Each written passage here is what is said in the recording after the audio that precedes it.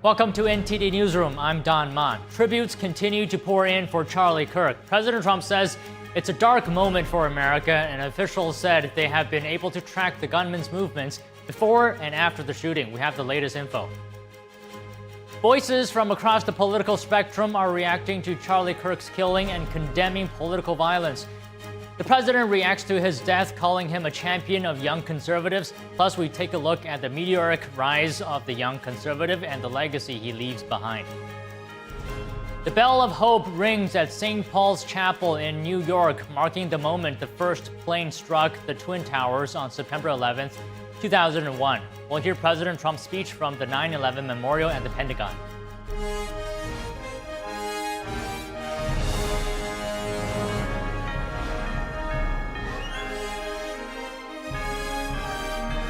This is NTD Newsroom, live from our global headquarters in New York City. Good afternoon. Thank you for joining us today. President Trump speaking at the Pentagon's Patriot Day memorial service, mourning Charlie Kirk and the lives lost in the September 11th attacks 24 years ago.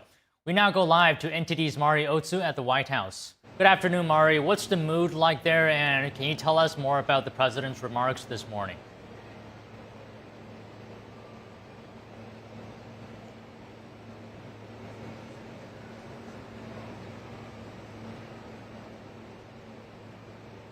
Good afternoon to you too, Don. The mood here at the White House is still subdued, just as it was last night after President Trump announced that Charlie Kirk is dead, and he signed a proclamation ordering flags to fly at half-staff in his honor.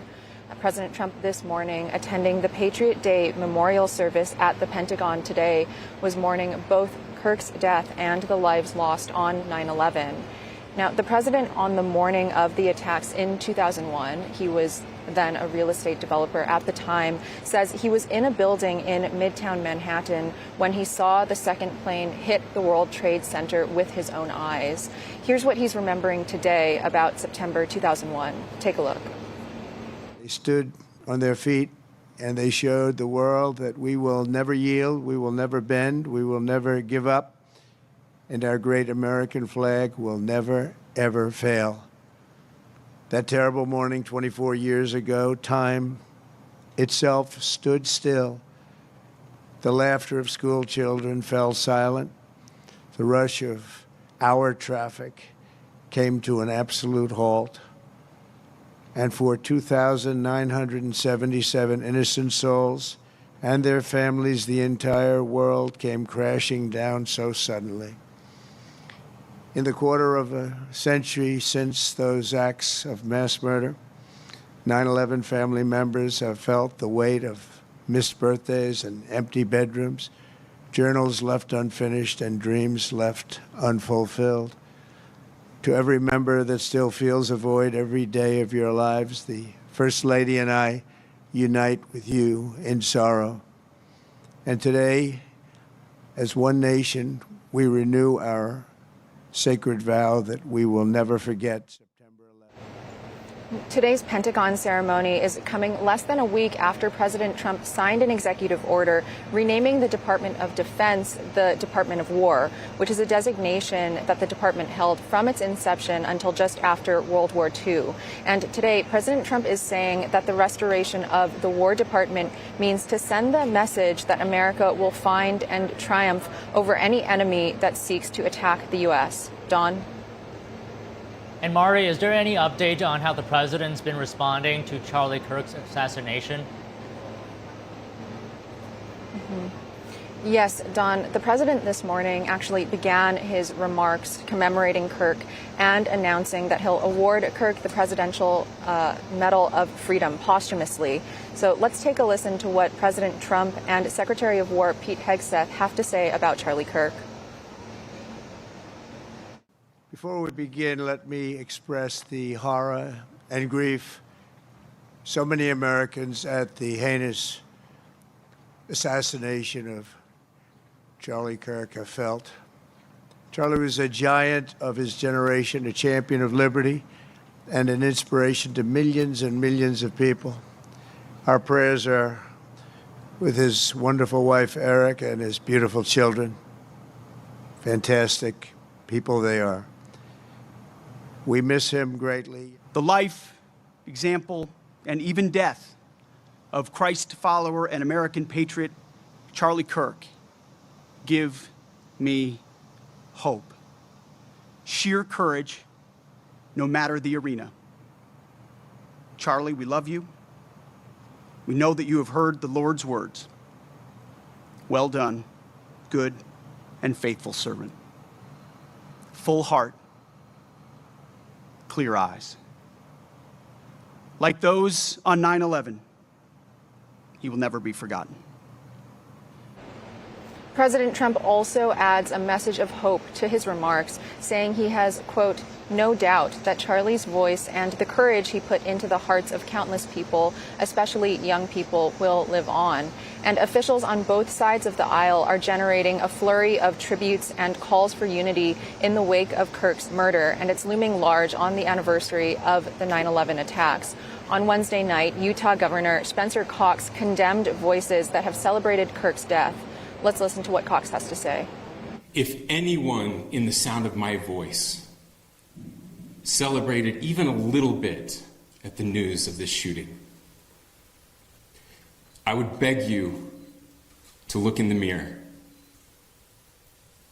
and to see if you can find a better angel in there somewhere. I pray that those who hated what Charlie Kirk stood for will put down their social media and their pens and pray for his family, and that all of us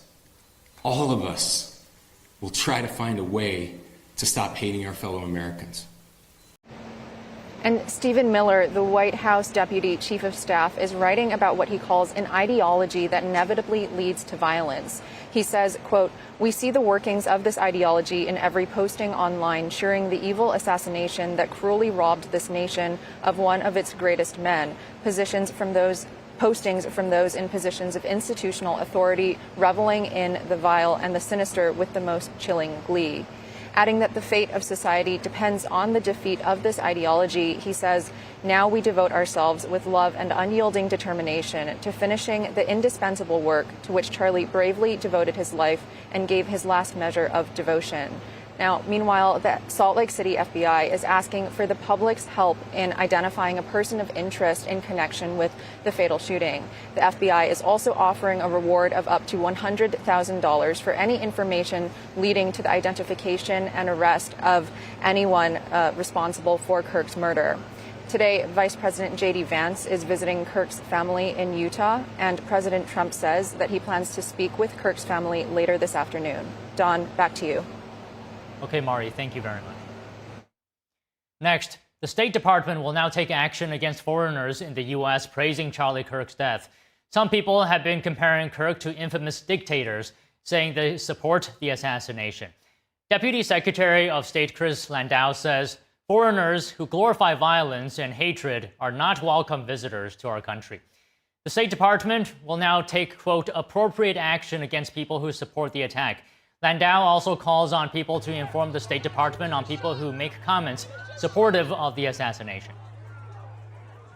In Salt Lake City, Utah, the Vice President and Second Lady will meet with Charlie Kirk's family and a number of his close friends. Charlie's casket, along with his family and friends, will then be flown to Phoenix, Arizona, aboard Air Force Two. Joining us now to discuss the assassination of Turning Point USA President Charlie Kirk is Joshua Phillip. He's a senior investigative reporter at the Epoch Times and host of Crossroads on Epoch TV.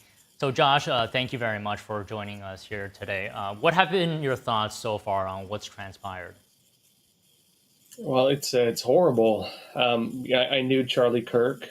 In fact, I was supposed to speak at an event with him just this last weekend, which I unfortunately had to cancel. But watching the video was horrifying. It's a sad day for the country. So you've had interactions with him in the past. What impression did he give off to you about what kind of person he was? You know, Charlie Kirk, for a lot of the conservative movement and people who are more on that side of politics, he was kind of like a brother. A lot of people regarded him as like that level of a peer. Even if you weren't like on super, you weren't like a super close friend with him, he never came off as mean or like, violent. He was all about really just engagement, having peaceful conversations.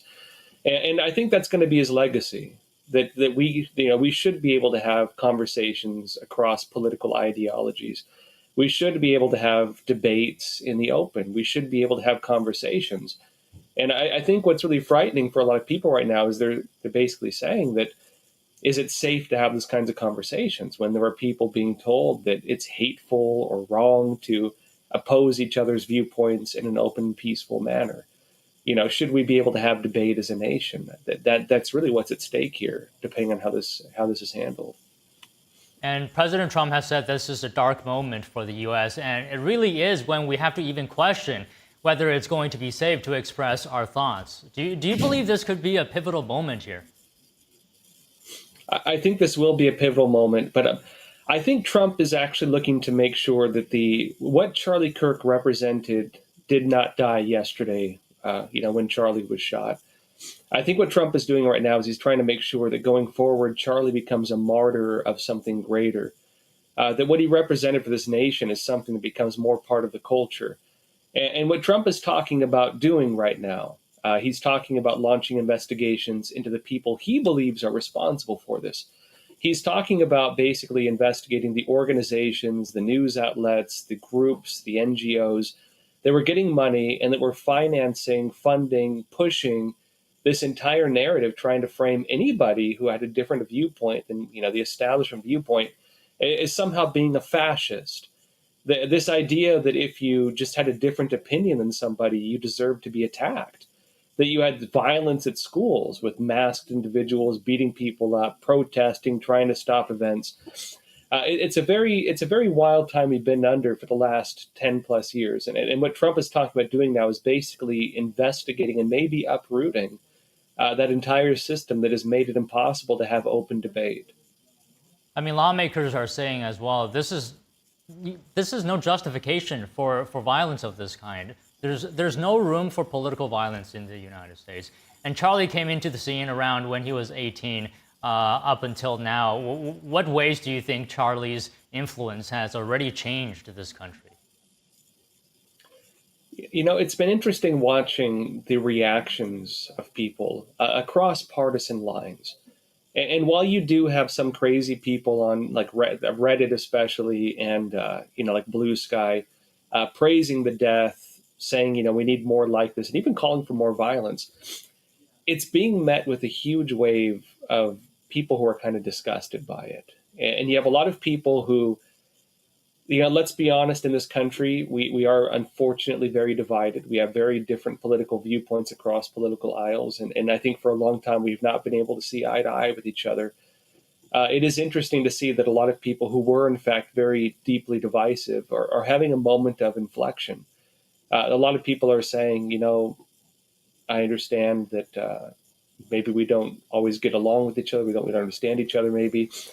But I think we should all condemn the use of violence as a way to deal with these divisions. I know that, Senator Fetterman came out very, he's been more in the middle, politically, but he came out very, one of the first and really condemned this act of violence. You had Stephen Colbert come out and make statements on it. He's of course more on the left, and you've had people really coming out and saying basically, that we might have disagreements, but violence is not a way to solve that. Josh, what do you think? Where do we go from here? What I'm worried about here is how can we prevent this from ever happening again? Well, I think we need to understand the cause of it.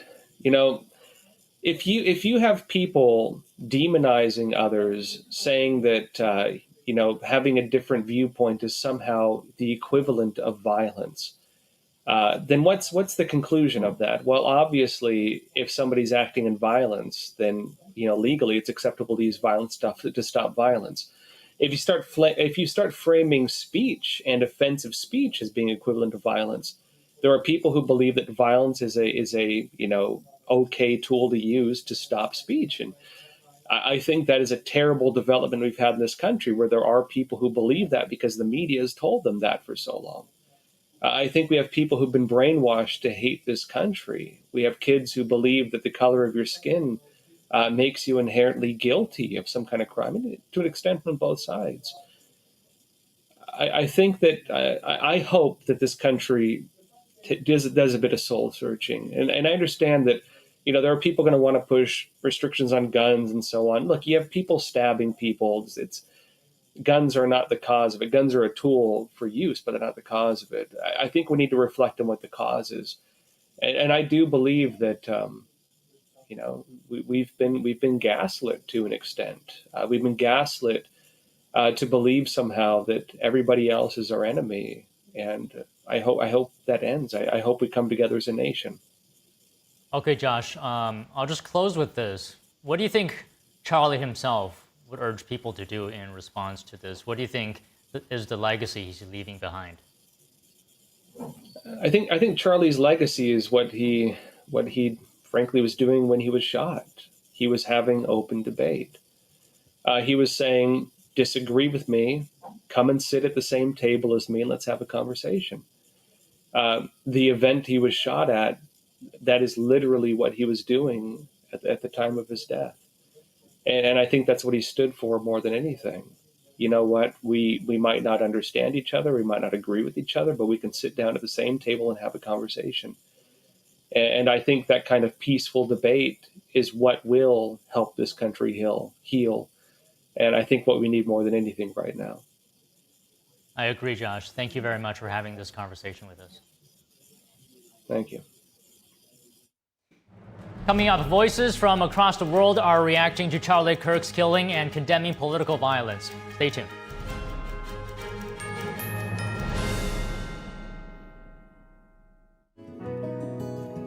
Looking for a healthy and smooth-tasting brew?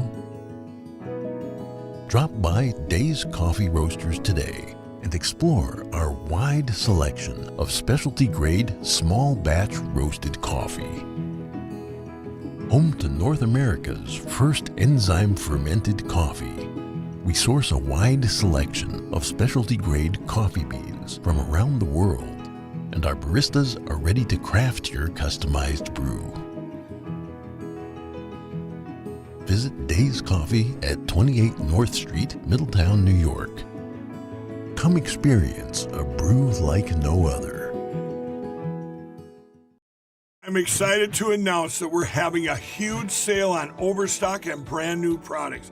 For example, My Pillow Percale bed sheets, every color, every style, every size, only $29.88. Our Percale bed sheets are breathable, cool and crisp, and they're perfect for spring and summer. And check out Rev 7, the next generation of energy drinks. It tastes great, and it gives you energy all day with no jitters and no crashes. Best of all, it's actually good for you. And for a limited time, try our 3-pack absolutely free. So go to mypillow.com or call the number on your screen. Use your promo code to save 20% on our Rev 7 12-packs, or try our introductory 3-pack absolutely free. And our Percale bed sheets, all sizes, only $29.88. Twin size, full size, queen size, king sizes, all $29.88. Inventory is extremely limited at this price, so order now. Amazing grace, how sweet the sound that saved a wretch like me.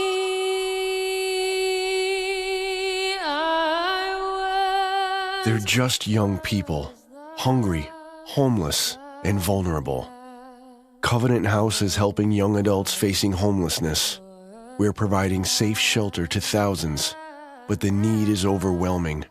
Please call or go online now. With your gift of $19 a month, we'll send you this blanket as a reminder of the comfort your gift provides a young person tonight. You'll provide safe shelter, hot meals, and medical care. Call the number on your screen or go online to safeplacetosleep.org.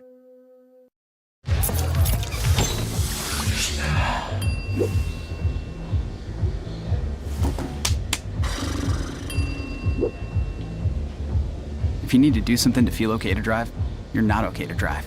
Don't drive buzzed.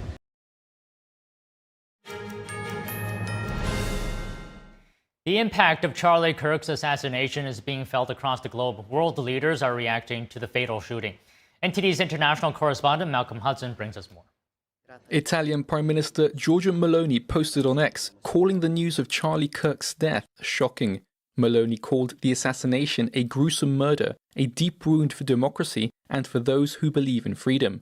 She also sent her condolences to Kirk's family, his loved ones and the American conservative community. Israeli Prime Minister Benjamin Netanyahu also weighed in on social media, saying Charlie Kirk was murdered for speaking truth and defending freedom, a lion-hearted friend of Israel. He fought the lies and stood tall for Judeo-Christian civilization.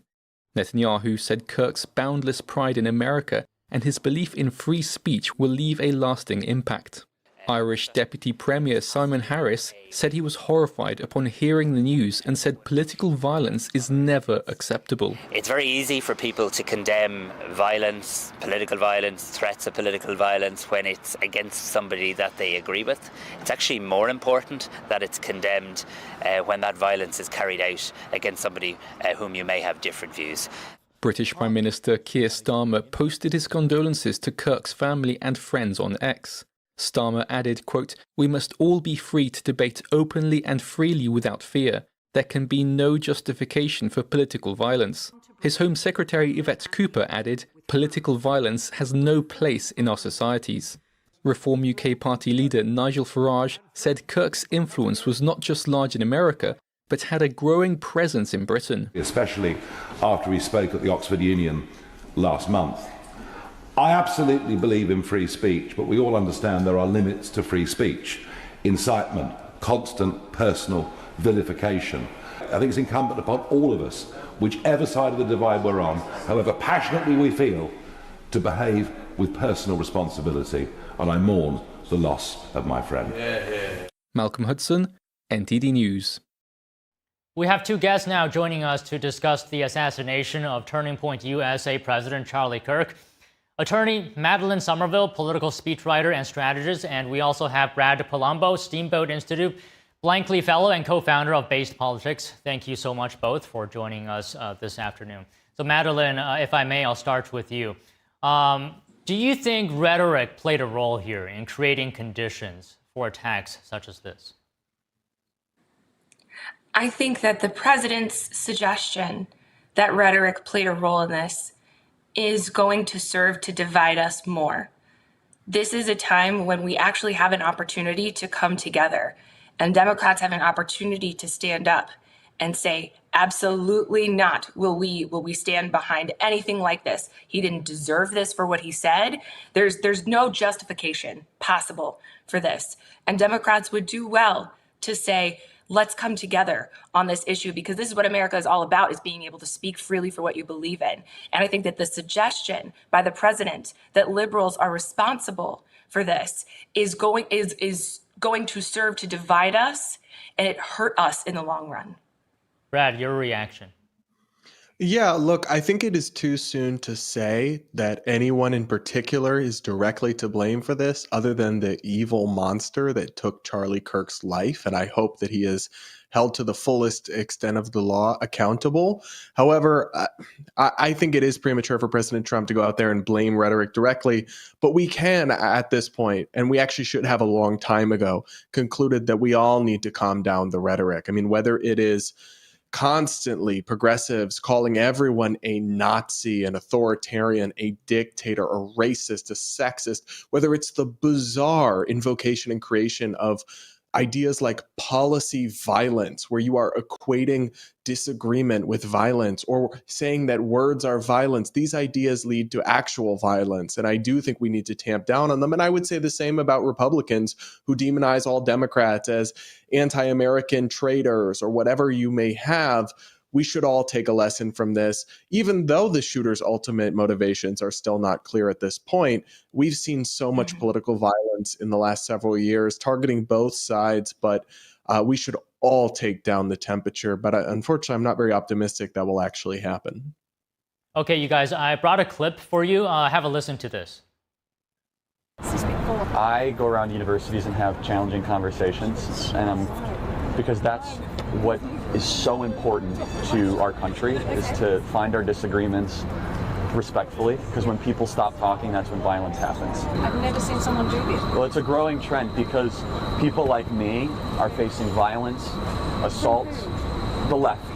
Yes, the campus Antifa. I've been stormed out of restaurants. I've been assaulted publicly, multiple death threats. Okay, so what's your goal in all this? There's more people that agree with me than some people would actually believe, and they come out of the woodwork when I do stuff like this. We record all of it so that we put it on the internet so people can see these ideas collide. When people stop talking, that's when you get violence. That's when civil war happens, because you start to think the other side is so evil and they lose their humanity. Madeline, you know, Charlie was really good with engaging with everyone, whether it's people that agree with him or people that disagree with him. I believe he saw everyone as human beings, not enemies. Perhaps, Madeline, that's something we as a country can learn from. Everything that Charlie just said in that clip was wonderful and absolutely coincides with the values that every American has. Because we do demonize the other side. We do see them as less than human. And it gets worse when the White House posts things like Democrats love crime, like they did yesterday, or liberals are the reason for violence. You are dehumanizing people once again.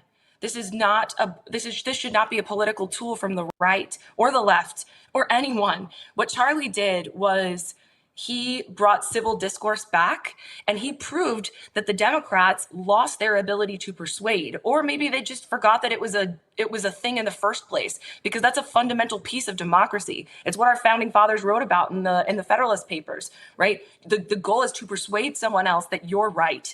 And he took that very seriously. And he saw a new generation of kids who felt stifled because they were at home after COVID, who got the ability to vote. And he said, they're open-minded and I'm going to persuade them. And it worked. And he did do that. And that did make him dangerous. But it also makes him somebody who stands up for American values. And if we disagreed with him, we needed to fight back, but in a way that is with words and not actions. Brad, I want to hear your reactions to the clip. Yeah, I think it's beautiful. I think it exemplifies the best part of Charlie Kirk's legacy. I disagreed with him on many things. I pushed back on his rhetoric at times, but what was he best known for? Going to these college campuses, sitting down and talking to people with whom he disagreed, doing massive debates on YouTube, Jubilee, 20 versus 1, 25 versus 1. That is what he'll be most remembered for. And I've watched many clips from those, as has basically anybody under 30, right? Because he was a master of social media and the algorithms and going viral. And oftentimes he would have a crowd of supporters, and some far left, maybe LGBTQ student would come up, and he would tell his audience to be respectful, let them speak, don't boo. He would admonish them to listen, and he would talk about how we need to hear each other out. And frankly, he would engage in these debates, and he was quite good at it, and he would often destroy their arguments, or as he would see it, and as he would cut it up and clip it, but he wasn't attacking them or belittling them or mocking them. In almost all cases, he was engaging with the ideas and talking to people with different viewpoints. And I think that's something beautiful. I think that's something fundamentally American, and I think it's a legacy we should all learn from. So Madeline, I want to talk to you about the legacy that Charlie is leaving behind. What do you think is Charlie's biggest impact, and what will that be remembered as? I think it highlights the importance of civil discourse. I think that's what he's done. And I'm afraid that people will take this tragedy and say there's no hope anymore for civil discourse. That's what I'm afraid of. But here's the thing. When tragedies like this happen, it's not a sign that bad things can only happen in the future. It's literally a turning point, not to use his company's name in vain, but to actually use it in the way that I think he intended, which is, I think this is a turning point, right? Do we give up on civil discourse, or do we take this as an opportunity to remember that this is what we stand for and what we care about?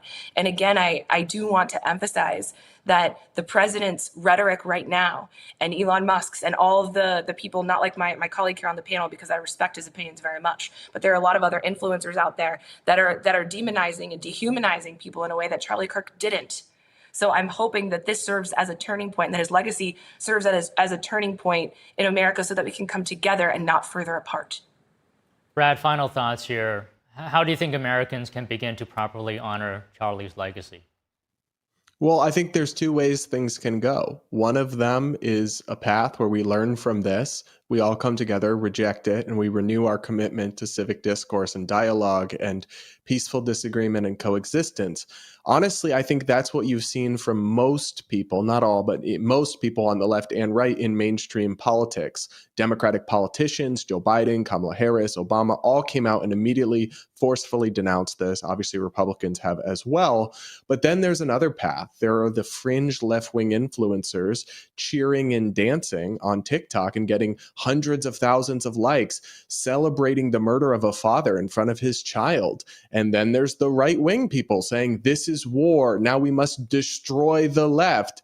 I'm telling you, that way madness lies. That way unrest, civil unrest, and potentially even civil war lies. Charlie Kirk himself warned against that many times. So I'm hoping that we can see the better of our kind of twin spirit here and take the path towards light and reconciliation and coexistence, not towards more death and destruction and chaos. And I think that's what Charlie would have wanted as well. Thank you both for coming on today. Thank you. Thank you so much. Coming up, the bell of hope rings at St. Paul's Chapel in New York, marking the moment the first plane struck the Twin Towers on September 11th, 2001. Don't go away.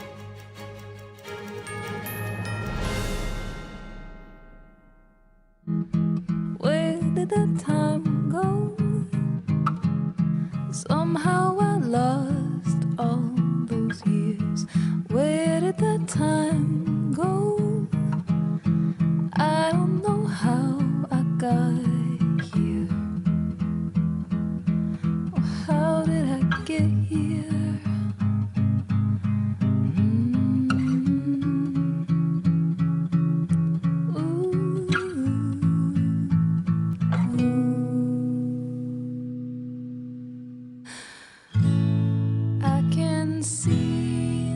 You've done the hard part. You quit smoking. Now do the easy part and get scanned for lung cancer. If you smoked, you may still be at risk, but early detection could save your life. Talk to your doctor and learn more at savedbythescan.org.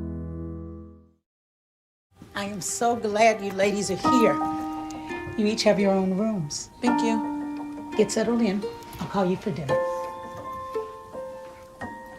Adopting teen sisters, it's a lot. Girls, you're gonna be late. You want breakfast? No thanks, we're good.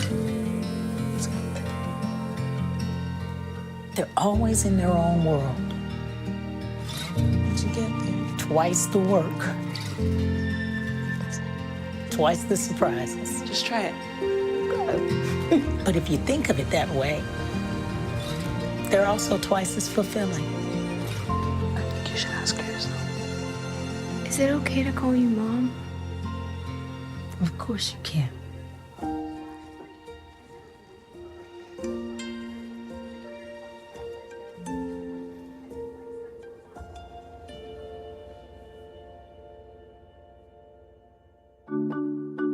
My mom and dad were traditional Asian parents. Now, my father would go to work before I woke up in the morning, and then he would come home too tired to play with me.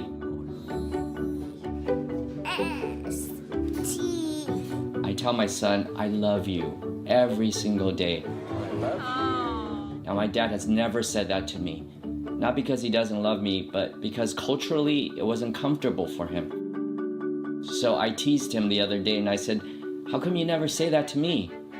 And he said, you're too old now. Now that he's a grandfather, he says, I love you to my son every time he sees him. My advice to all the fathers out there, forget the material things, forget the cultural restrictions. They grow up way too fast for you to waste even a single precious minute or moment. Say bye-bye. Bye-bye.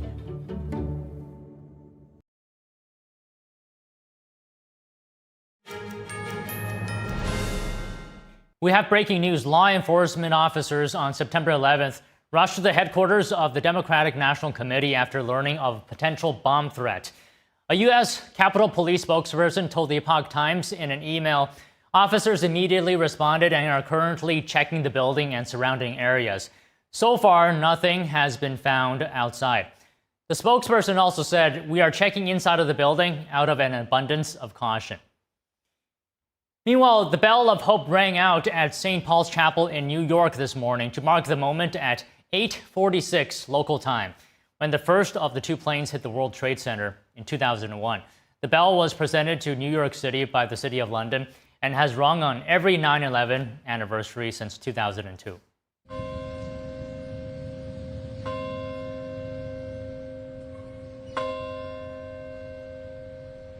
Lord, make us instruments of your peace. Where there is hatred, let us sow love. Where there is injury, pardon. Where there is discord, union. Where there is doubt, faith. Where there is despair, hope.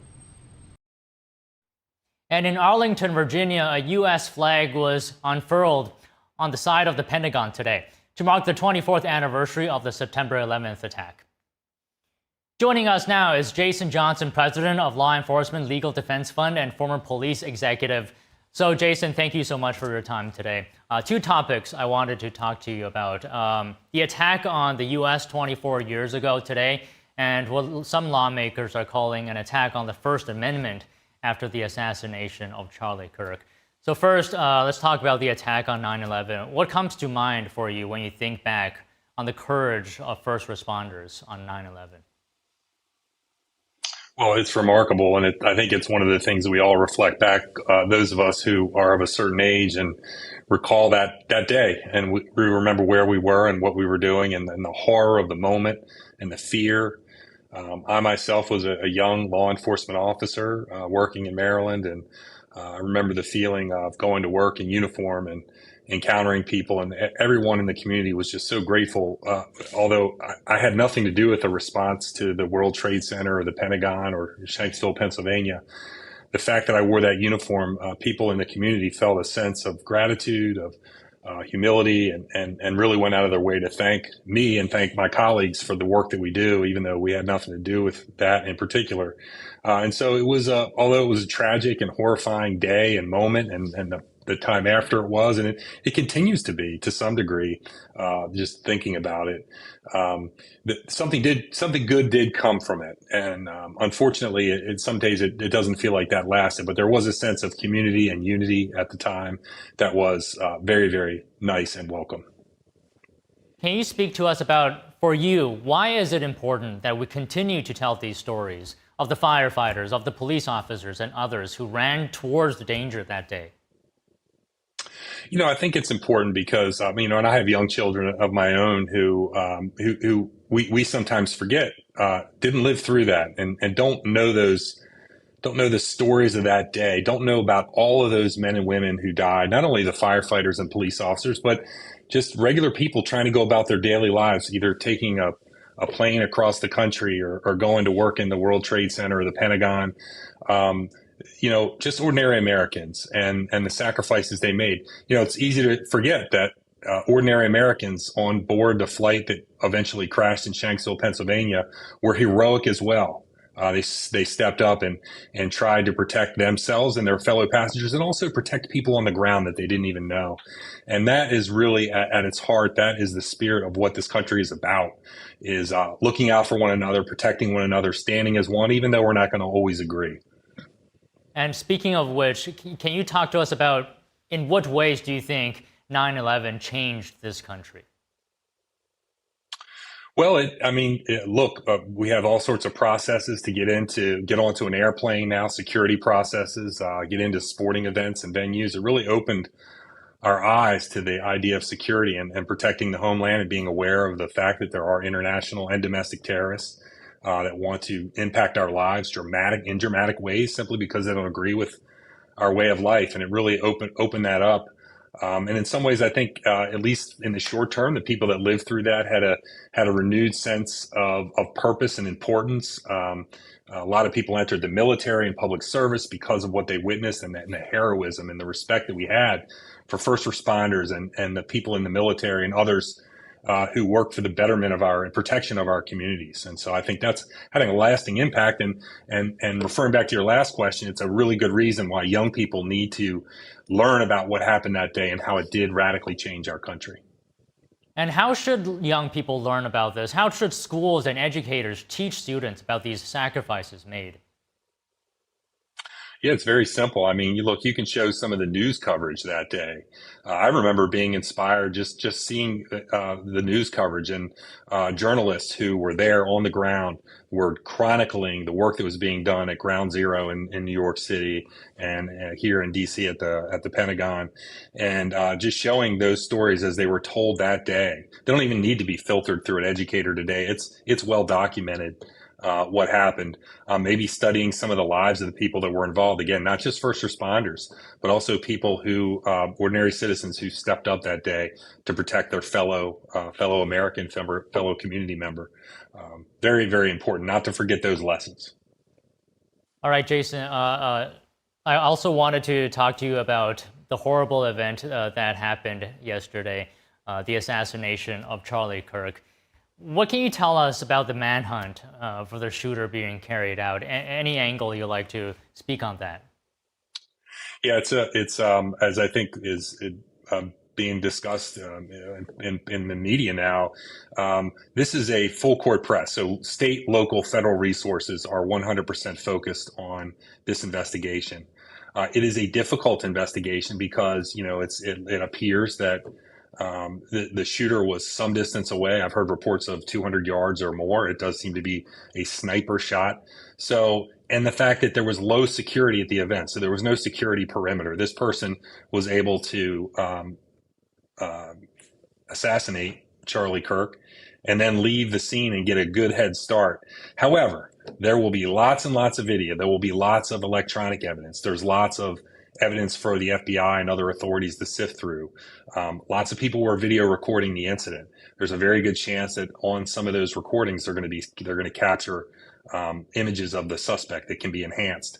As the suspect fled, probably ran past some houses or some other place that had surveillance cameras or even Ring doorbell cameras that will be processed and analyzed. There will be cell phone data to look at. There will be social media information. There will be people that will come forward and say, I know somebody who threatened to do this. This person will be caught. They will be caught, 100% certain of that. And anyone that helped them either before or after will be identified and caught. And this is, you can't think of a more serious case where it will be prosecuted, probably in state and federal court. There probably will be federal jurisdiction. I'm confident they will be caught. And that's very important. That whenever we have something like this happen, there has to be accountability for it.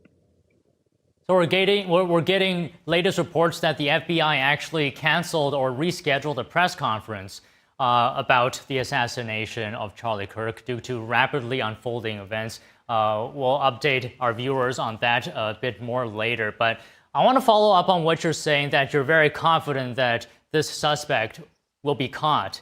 What makes you so confident? Because the FBI is releasing images of the person of interest, asking for public input. So it seems like the FBI perhaps is needing help, right? So what makes you so confident? Well, law enforcement often needs help. Law enforcement doesn't always have all the answers. They rely on members of the community to come forward with information that they have. And it takes a long time to go through evidence. Of course, they want to make an arrest as quickly as possible. This person, whoever did this, is a grave threat to public safety. We don't know what they may or may not do next. They may flee the jurisdiction. They may flee the country. And so obviously speed and the quicker they can close this case, the more likely it will be solved. I believe the solution is very, very likely. I believe this person will be identified and caught. Doesn't mean it's going to happen today or tomorrow. But evidence has a way of building over time, and people come forward with information, and evidence has to be analyzed. He left, from what I understand, the reports are that this person left the firearm behind. That will be processed. Obviously, there'll be ability to potentially trace the firearm and figure out where it came from, or where it was stolen from, or where it was purchased. And through the course of the investigation, and of course, there are lots and lots of resources on the ground working on this case, and every lead will be able to be followed up on. Every tip that they get will be able to be followed up on. Every piece of evidence will be able to be analyzed by the FBI or others. And that's what gives me the confidence that this case will be solved. Okay, well, Jason, thank you very much for commenting on this topic today. Thank you for having me. Coming up, we take a look at the meteoric rise of the young conservative Charlie Kirk and the legacy he leaves behind. Stay tuned.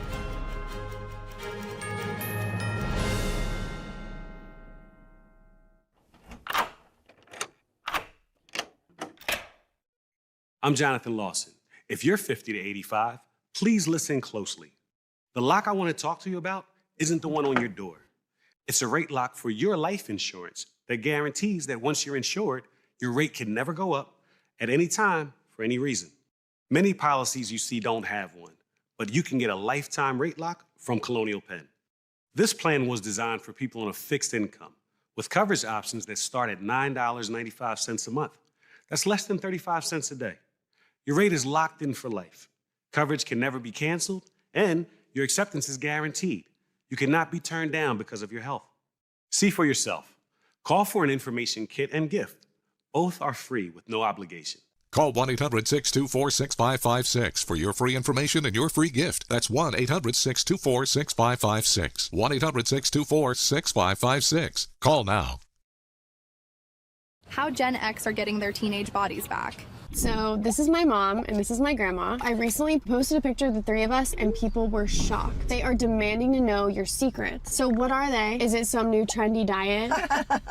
Nope. I love going out to eat too much. So then what's your go-to workout? I don't work out. You have to tell me what you're doing. This is gonna sound kind of funny. I learned it from Chuck Norris. Chuck Norris? He just does one simple thing every morning, and now I do too. I have to know what this is. He made a video about it. Let me show you. It felt like my entire body was on fire. I remember waking Chuck up and telling him, "You need to take me to the hospital." At the time, I had no idea I'd been poisoned by a series of MRIs. It was scary. The damage to my brain was severe, and I could barely speak. I lost muscle mass, and I couldn't even get out of the bed. I had an IV in me for 5 months, every day. And through it all, my wonderful husband never left my side. Look at me now. I'm healthier than I've ever been. Thank you, honey. It's because of you. So, what did you change? Well, what Chuck discovered was a game changer for us. And I'll tell you, it's nothing to do with crazy exercises or fad diets, nothing like that. And it's just really simple. Chuck and I do this one thing every day. Yeah, we do. And lots of other people are feeling great too. Everyone's body has a built-in code. This code predicts how your body will age. I call it your aging type. And if you know it, it could help you dramatically improve your health. That's why I created this simple quiz that'll determine which age type fits you best and allow you to finally feel like a younger, healthier version of yourself.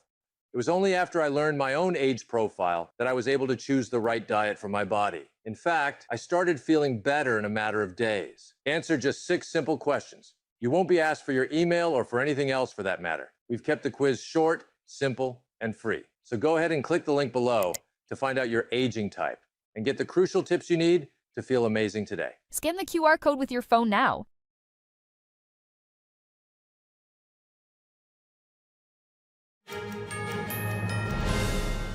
And joining us now to give us his thoughts on the assassination of Charlie Kirk is Jan Jekielek, senior editor at the Epoch Times and host of American Thought Leaders. Thank you for joining us, Jan. So the manhunt for the suspect is still underway. Your thoughts on what's happened so far? Well, first of all, this is an unbelievable tragedy. I mean, I think Charlie Kirk personified, some of the best of what I've come to know as the conservative movement, right? He had a few things, he was a man of faith, a deep believer.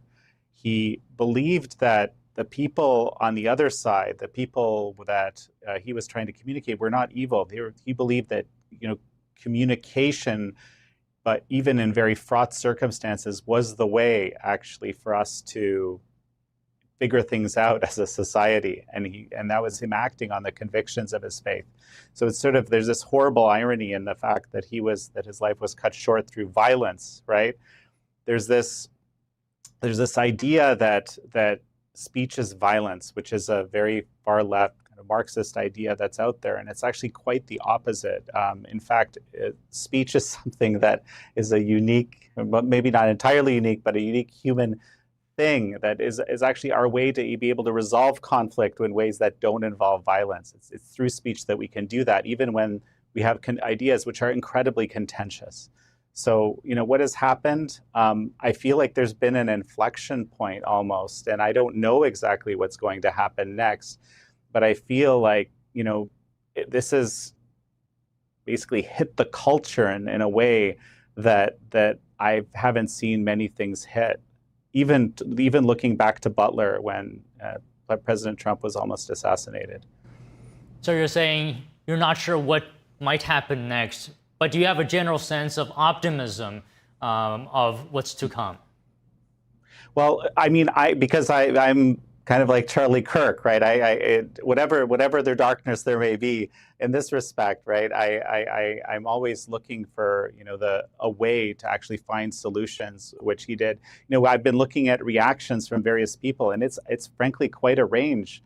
On the one side, you have people really thinking hard and basically being kind of inspired by Charlie and the fact that he was it was his speech that was his weapon. He was able to actually go out and convince young people through logic, through thoughtfulness, that his way of looking at the world, that the more traditional viewed way is correct. So, and there's a lot of people celebrating that. On the other end, there's all sorts of people, and I hate to say this, but there's people that have actually been celebrating what had happened, right? And this is a very disturbing feature of our culture, and just shows how, an incredibly fraught time we're in today. And then there's a whole lot of people that don't know what to make of it. There's people that are in mourning. There's people, and I'm still in this category somewhat, who are in a bit of shock. So, I mean, what I hope happens, right? You said you mentioned optimism, is that we learn from Charlie's way, and we are inspired by it and enact that as our approach to solving our problems. So Jan, I was talking to our previous guests about rhetoric and whether that has played a role in fostering the conditions of what happened. And I just wanted to get your thoughts on this as well. Well, I think President Trump spoke to this a little bit in his address the other night. The bottom line is, right, you can have all sorts of disagreements. You can vociferously disagree with people. But the moment that you demonize people in very extreme ways, like, for example, calling them Hitler, calling them Nazi, calling them all that kind of stuff, right? You kind of expect there's going to be unhinged people who will take this to heart. And I think this is something that we have to de-escalate from. And I have seen that, again, I'm optimistic. I've seen people who have used such, I'm not going to name names, but who have used such rhetoric in the past come back and say, wow, we really can't use violence as a solution to what we're doing. But basically, you can kind of imagine, if you knew someone was Hitler, going to become Hitler, you can kind of cause the level of death that he did, for example. You can imagine coming up with all sorts of reasons why you might make an exception and behave unethically and do something crazy, basically to stop them, right? So this is why this very extreme rhetoric is something that we really have to stop in our society. And I want to add that our adversaries, right? I'm thinking communist China. That's where my eyes go all the time. They're taking full advantage of this discord and so forth. There's even a clip I saw, folks at China Uncensored pulled it out. You have, one of these known CCP propagandists, kind of pushing this idea, basically pushing this anti-Semitic trope that Charlie had somehow, figured out that the Jews did it. I mean, it's really horrible stuff. But our adversaries are looking to fuel this, and this is where we don't want to kind of fall down to our lesser angels, so to speak. We want to this is the time where we want to be thoughtful and rely on our reason and our principles.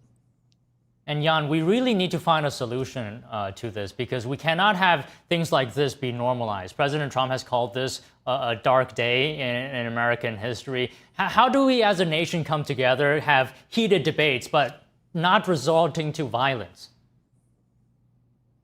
Well, again, this is actually something that Charlie Kirk had pioneered. And indeed, at the moment that he was assassinated, he was in the process of doing. He would go into places where not everybody agreed with that. In fact, a lot of people didn't agree with him, and welcome others to come and discuss and debate and figure things out.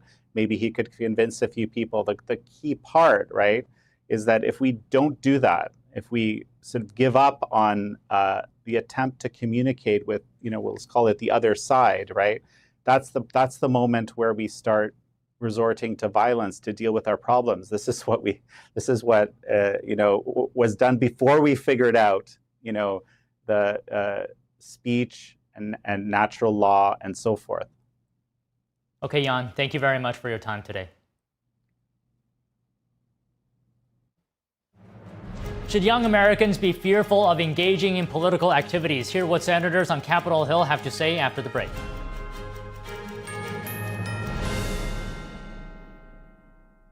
Shenyun Creations, the streaming platform from Shenyun, featuring world-class dance, past programs, and all original music.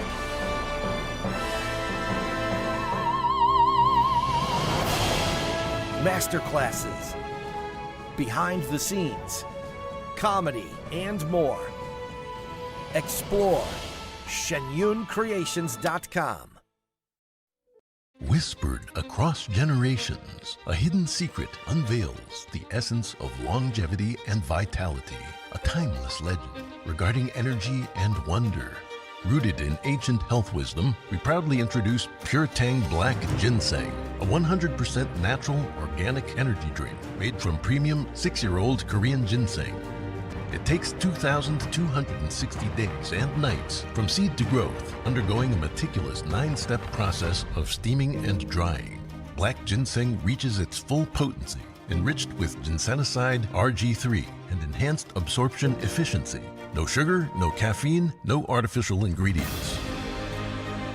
Experience the pure, natural power of Pure Tang Black Ginseng.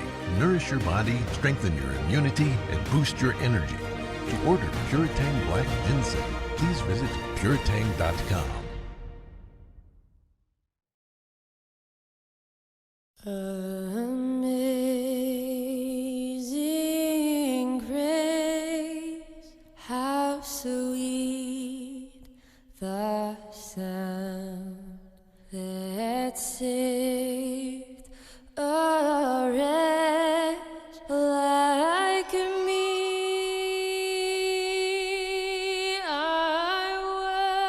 They're just young people, hungry, homeless, and vulnerable. Covenant House is helping young adults facing homelessness. We're providing safe shelter to thousands, but the need is overwhelming.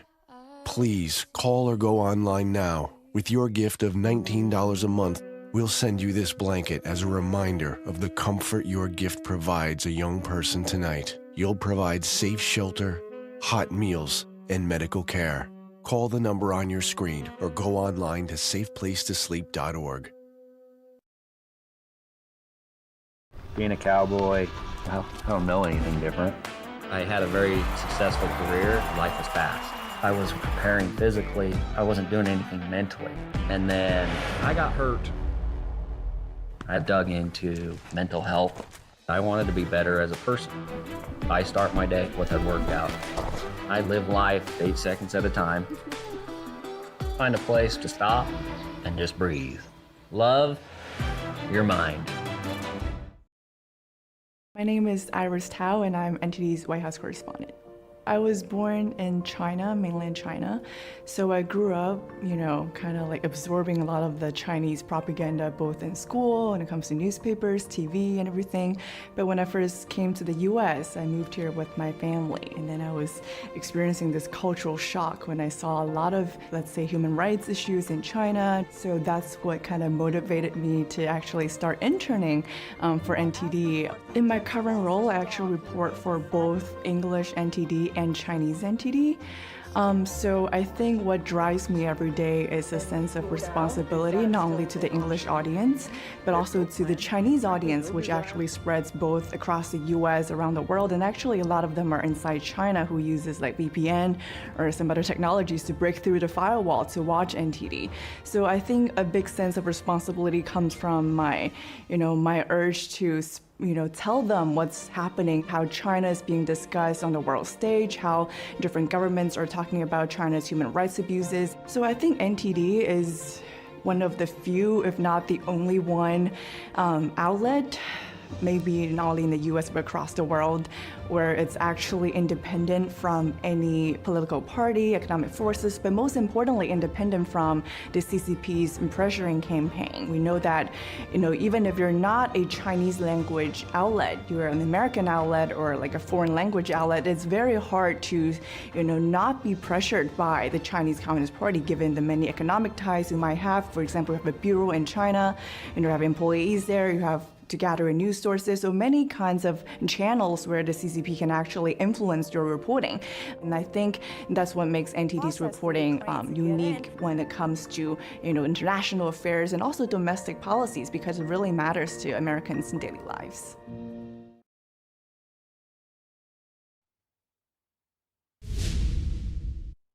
Welcome to NTD Newsroom. I'm Don Ma.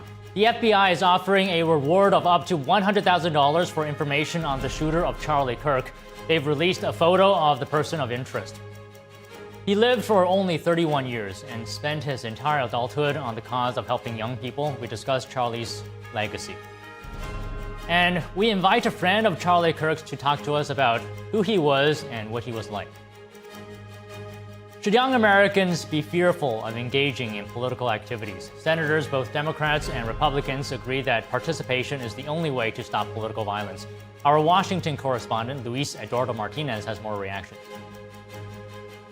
We share with you again the 9/11 story of a brave fighter pilot whose daring mission was to find and stop Flight 93 by ramming into it.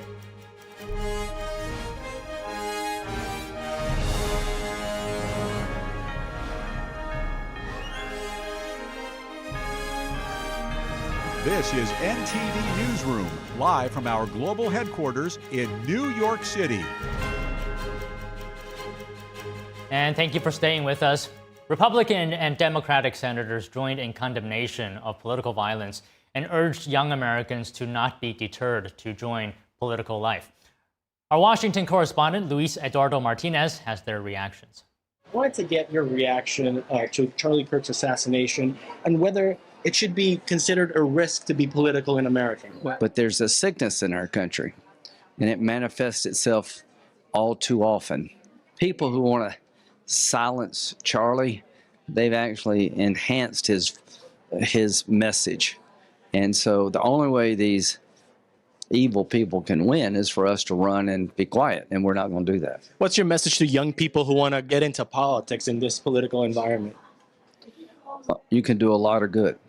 What happened to Charlie Kirk should never happen in the United States of America. We can have our political disagreements without political violence. Is being political in America something that should be considered dangerous? Well, it shouldn't be, and that's the whole point, that regardless of our political views, they should never cross over into political violence. There is far too much political violence these days, and I think everyone needs to learn to treat each other with dignity and respect. Senator, is America a place where being in politics should be dangerous?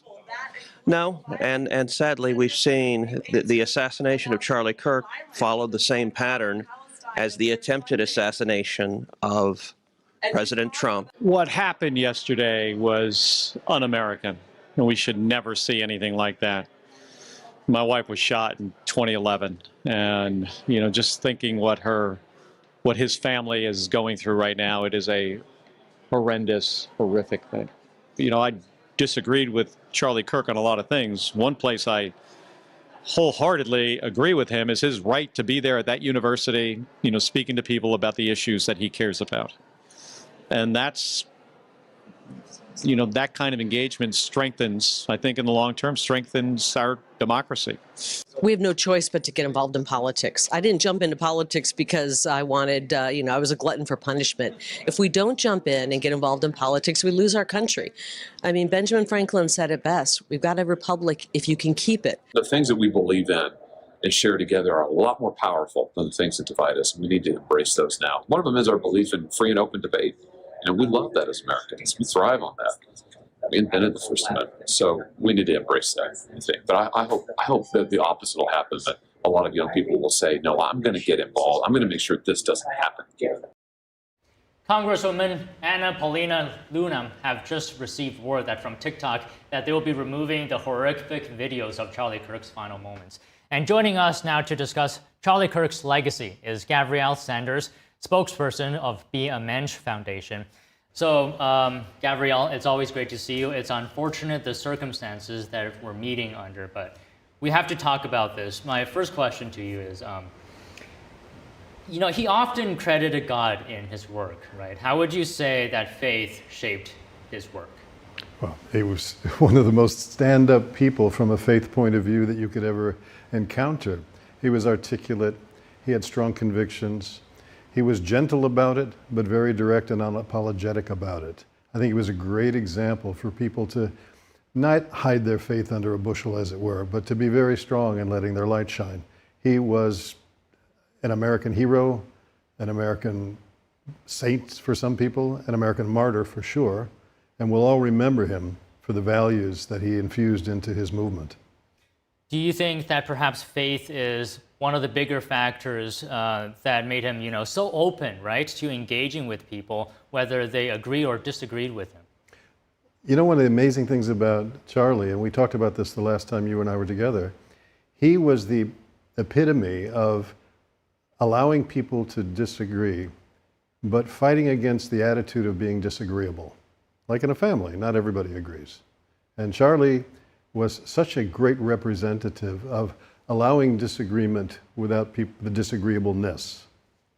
So what is the intersection of faith and having civil discourse? Oh, that's absolutely critical. A person who has faith has confidence at a much higher level than someone who simply doesn't have faith. Somebody who doesn't have faith has uncertainty. A person who has faith has confidence and certainty.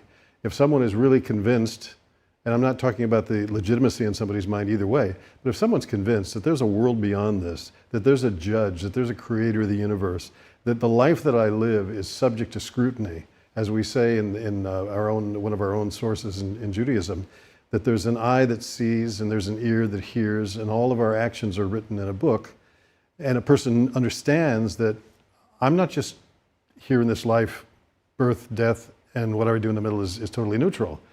We go on. In Judaism, we understand that we might have been here before. We're here now. We have something to do. And the soul that is within us is divine, and it's going to move on. Charlie Kirk, to me, illustrated that in terms of not being afraid to let his faith be front and center in everything that he did. And in that respect, he was a great example to people that might be more hesitant to do that, especially in a secular college campus.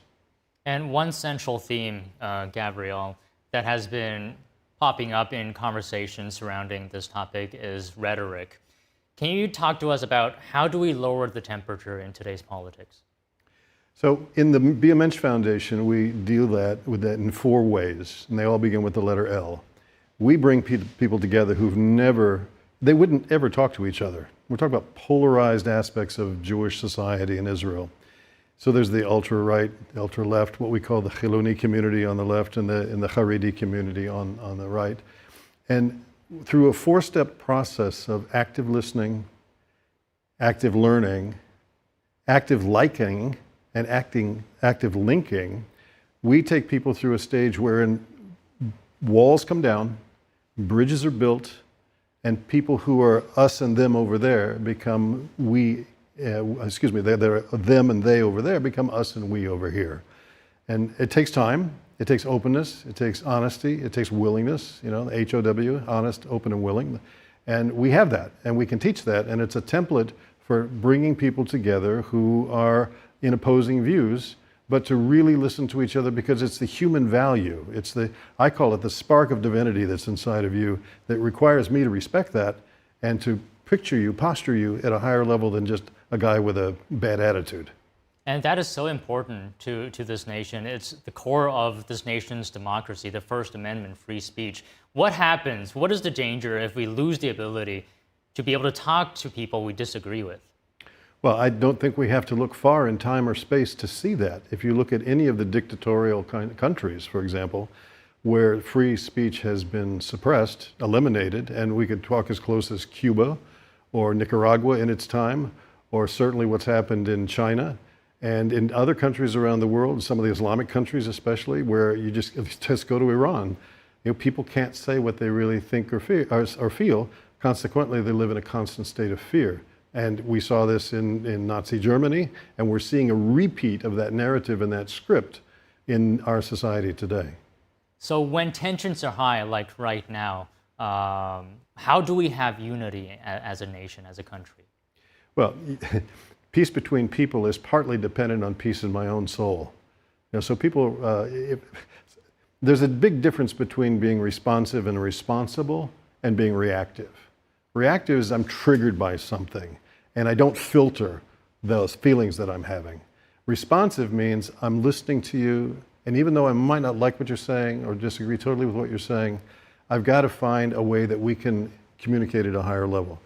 One of the things is simply, I was thinking about this on the plane flight back from Atlanta yesterday, people don't breathe in deep ways that cause them to be calm. There are many physical disciplines or rituals or opportunities, routines that people can go through to moderate their anxiety. And we live in a society that is shot through with angst.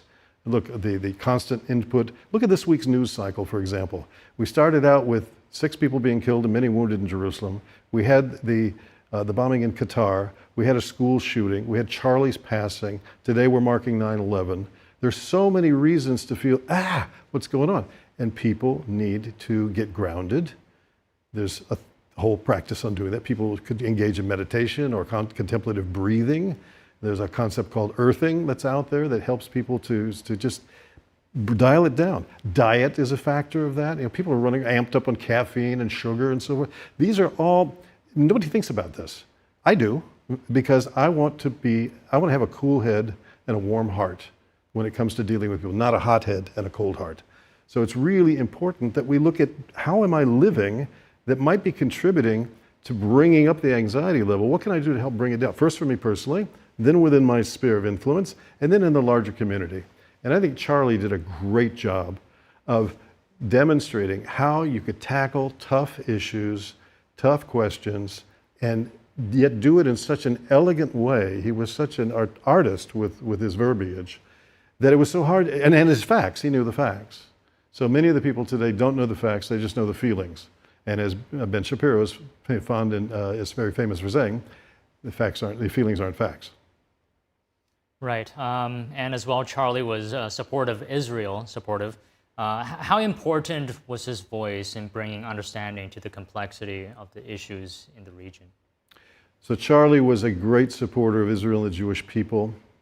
If I'd had an opportunity to talk with him, we would have discussed the all-importance of Jewish students. But I think Christian students who are positive about Israel also need to do this, to get to Israel for a short time, a longer time. I happen to be involved with another whole program called JewishYearAbroad.com, which you should check it out. And we have all kinds of programs available for people to come and learn in university settings and other types of programs that are there.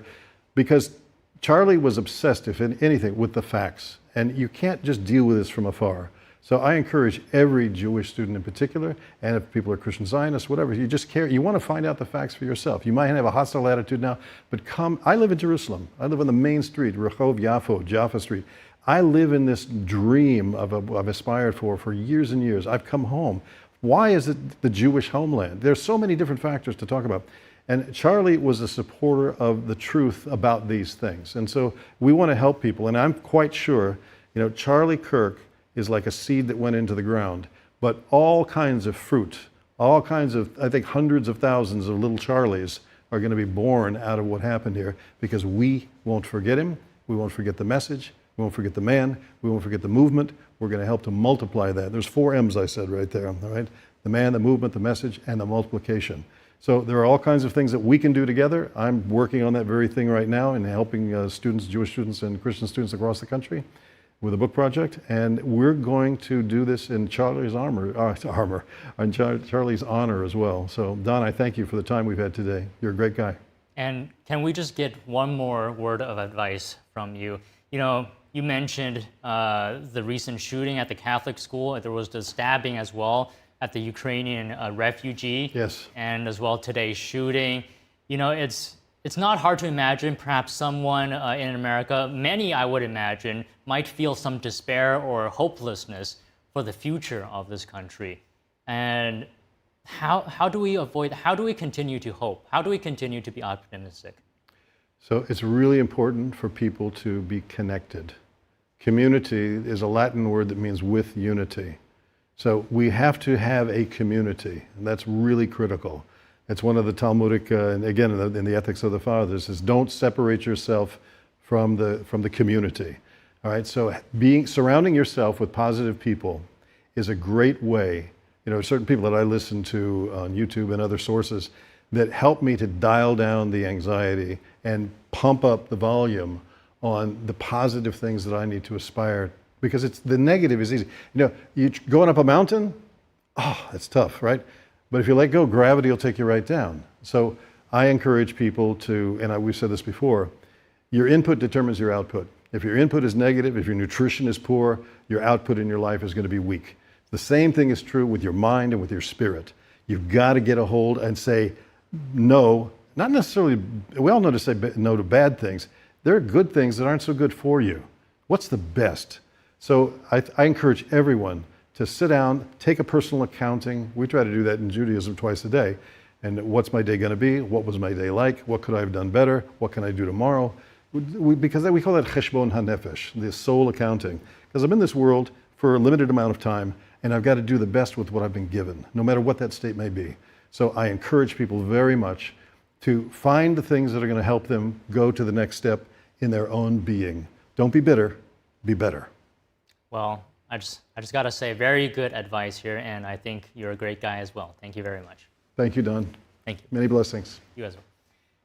Okay, coming up, we invite a friend of Charlie Kirk's to talk to us about who he was and what he was like. Don't go away for that.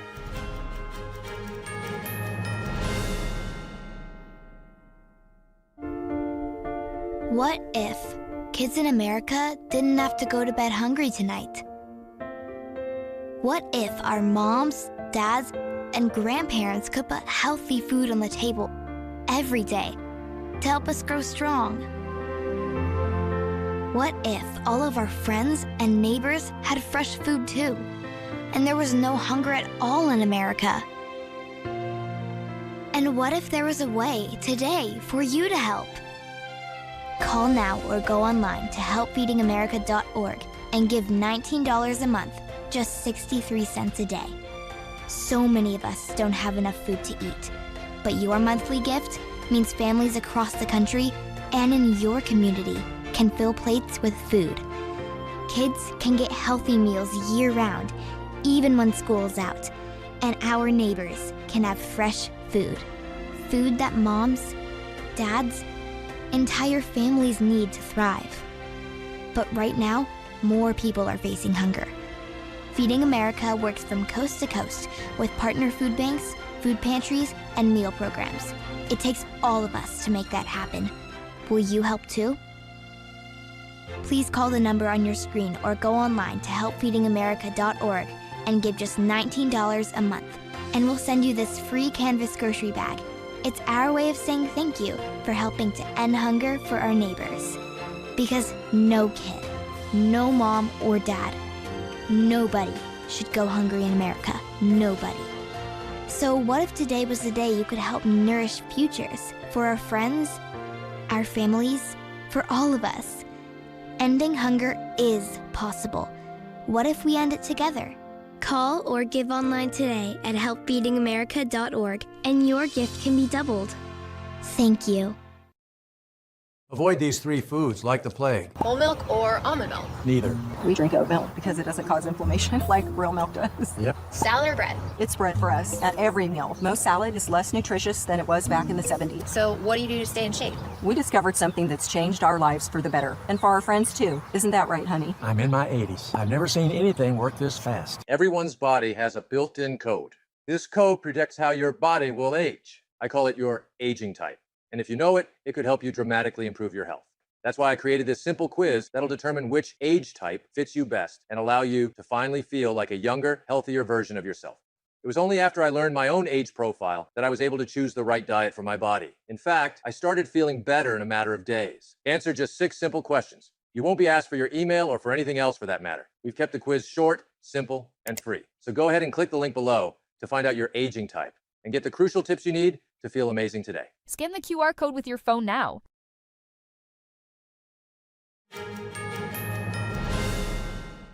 Joining us now to honor Charlie Kirk's memory and legacy is Amber Duke, friend of Charlie Kirk, senior editor at the Daily Caller and fellow at the Steamboat Institute. Thank you, Amber, for joining us today. So from your interactions with Charlie, what was he like? Who was he in your eyes? Well, I first met Charlie, gosh, I can't even say how many years ago, probably close to a decade at this point, when he started running Turning Point USA. And he was kind to everybody. He was a great leader. He led by example. He never said a negative word about anybody and was always very charitable.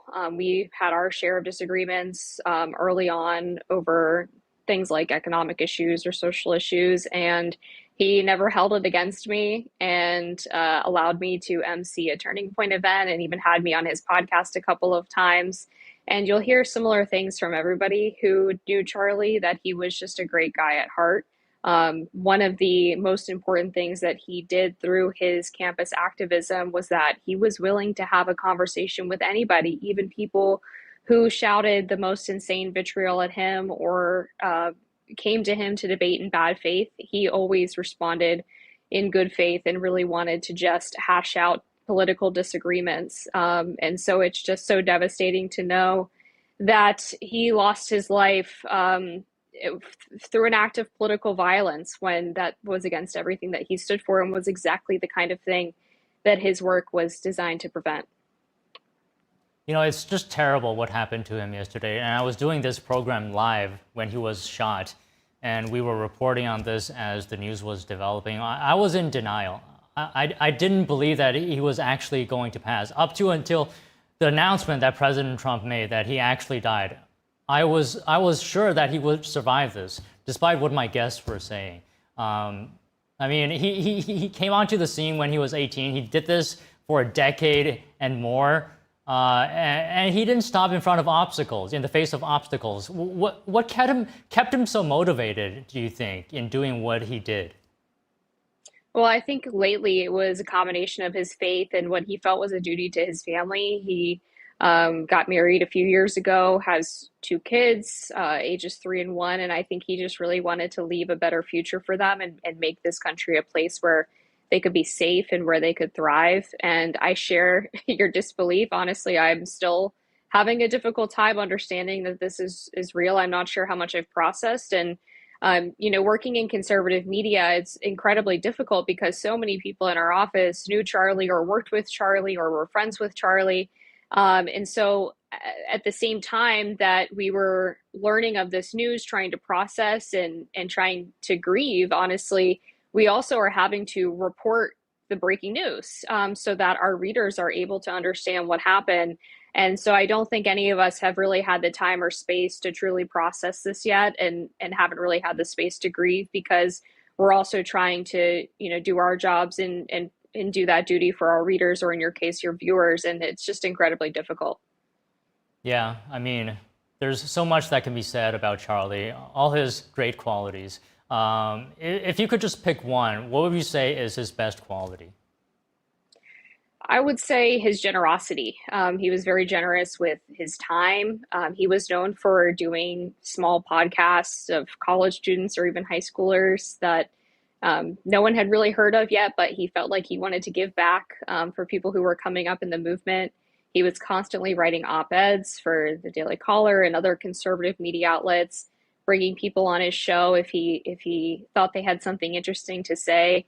And based on testimony from people who worked at Turning Point with him, Alex Clark made a post today. She hosted a podcast with Turning Point. He would tell people in the office that they did a great job on a TV hit, for example, that they had no idea that he even knew about. So he was just constantly sharing his time and his talents with other people. And we all are going to carry gratitude for that and hopefully put that into making sure that his legacy lives on. And Amber, I brought a clip here with me for you to react to. Take a look at this. If everything completely goes away, how do you want to be remembered? I mean, if I die? Everything just goes away. How would you, if you could be associated with one thing, how would you want to be remembered? I want to be remembered for courage for my faith. That would be the most important thing. The most important thing is my faith in my life. Reactions here. Yeah, it sounds exactly like Charlie and probably not surprising to people who knew him. Faith was a huge, important part of his life. And if there's any small comfort out of this, I know that we're all praying for him to be reunified with his Lord and Savior and have a peaceful afterlife. And I hope and know really that that's the case. And also, of course, thinking about Erica and his children and knowing that they're going to grow up without a really great dad is probably one of the hardest parts of this. And one day, hopefully a long time from now, they'll be able to reunite with him in heaven as well. And I do believe that Charlie is being remembered right now for his courage. How would you describe Charlie's legacy that he's leaving behind right now? Courage is a huge part of it. Look, going into the belly of the beast on a regular basis and talking to people who really despise what you believe in is not an easy thing to do. He was constantly facing protests and threats of violence and was probably, at least on some level, aware that something like this could happen. We all saw what happened to the president, Donald Trump, 2 attempts on his life. And he did it anyway because God had a purpose for him. God had a calling for him, and he more than fulfilled that purpose. Okay, Amber, I don't want to take up too much of your time. Can I just ask one more thing? So young voters swung for Trump big time last election, and many credited Charlie for this. Can you talk to us about his impact? Definitely. So through Turning Point Action, which is the 501c4, in addition to Turning Point USA, which is a 501c3, they were very active on the ground in knocking doors and calling voters to turn out for Donald Trump. And they obviously had a huge Rolodex of college students and young people of voting age who were able to help with that. And he, even just through his public appearances, his massive social media profile outside of political organizing, his commentary work had such an impact on young people. I mean, I was in college when Turning Point USA first started, and I remember it coming up alongside the college Republicans and then quickly usurping the college Republicans because there was just something special about it and special about Charlie's charisma and ability to break down issues, even at such a young age, that really appealed to young people. And I think they also just really resonated with how unapologetic and unafraid he was. And he inspired so many other people on campuses to say what they believed in without fear or fervor, and to not accept that colleges just had to be places for liberals. They were able to carve out spaces for conservatives there too. And so much of that is due to Charlie. Well, Amber, we thank you for talking to us about your friend in this difficult time. Thank you. A Brazilian court convicts former President Jair Bolsonaro of being part of a criminal organization that's over an alleged plotting of a coup after the last presidential election. The presumptive ruling by Brazil's Supreme Court makes Bolsonaro the first former president in the country's history to be convicted for attacking democracy. However, the verdict was not unanimous. One justice broke with his peers by acquitting the former president of all charges. That vote could open a path to challenges to the ruling. This might bring the trial's conclusion closer to the run-up of the 2026 presidential elections. Bolsonaro has repeatedly said he is a candidate despite being barred from running for office due to the alleged attack on democracy. He's accused of leading an attempt to stage a coup to overturn the 2022 election. The alleged coup attempt happened on January 8th, 2023, and was similar to the January 6th protests in D.C. When we come back, we share with you again the 9/11 story of a brave fighter pilot whose daring mission was to find and stop Flight 93 by ramming into it. Stay with us.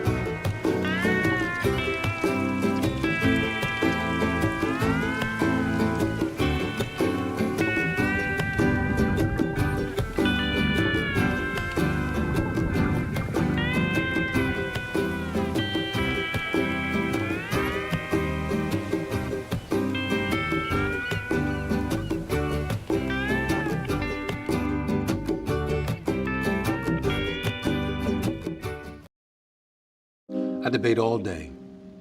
It's what I do. But there are some things that are undebatable, like your mental health, my own mental health. I was in a dark place when my brother passed away in a car accident. I've never been more devastated than the day I lost my mom. I was depressed, miserable, in ways I never imagined. I reached out, and my sisters came. My pastor, my therapist. They helped me get through it. I found that the more I spoke up, the healthier my mind became. The chaos that was in me began to subside. I was more focused, clear. When you love your mind, you can go so much further. That's not up for debate. Find mental health resources at loveyourmindtoday.org.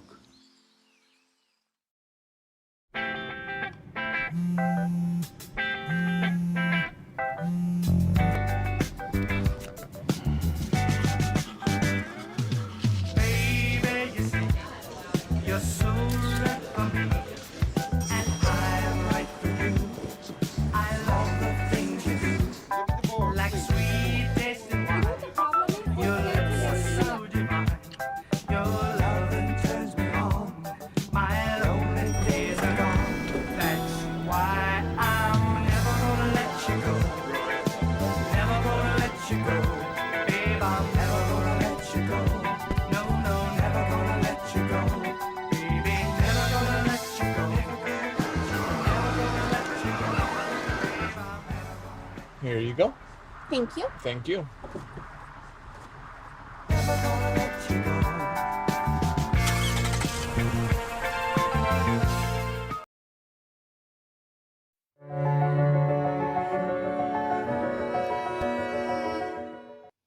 The mission is hard to believe, but it was impossible to refuse.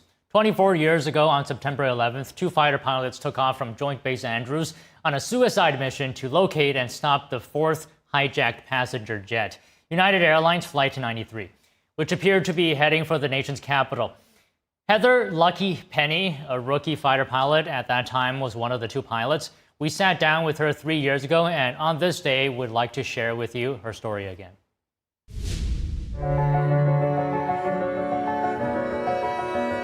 Today, we honor the victims and heroes of 9/11, particularly the souls aboard United Airlines Flight 93.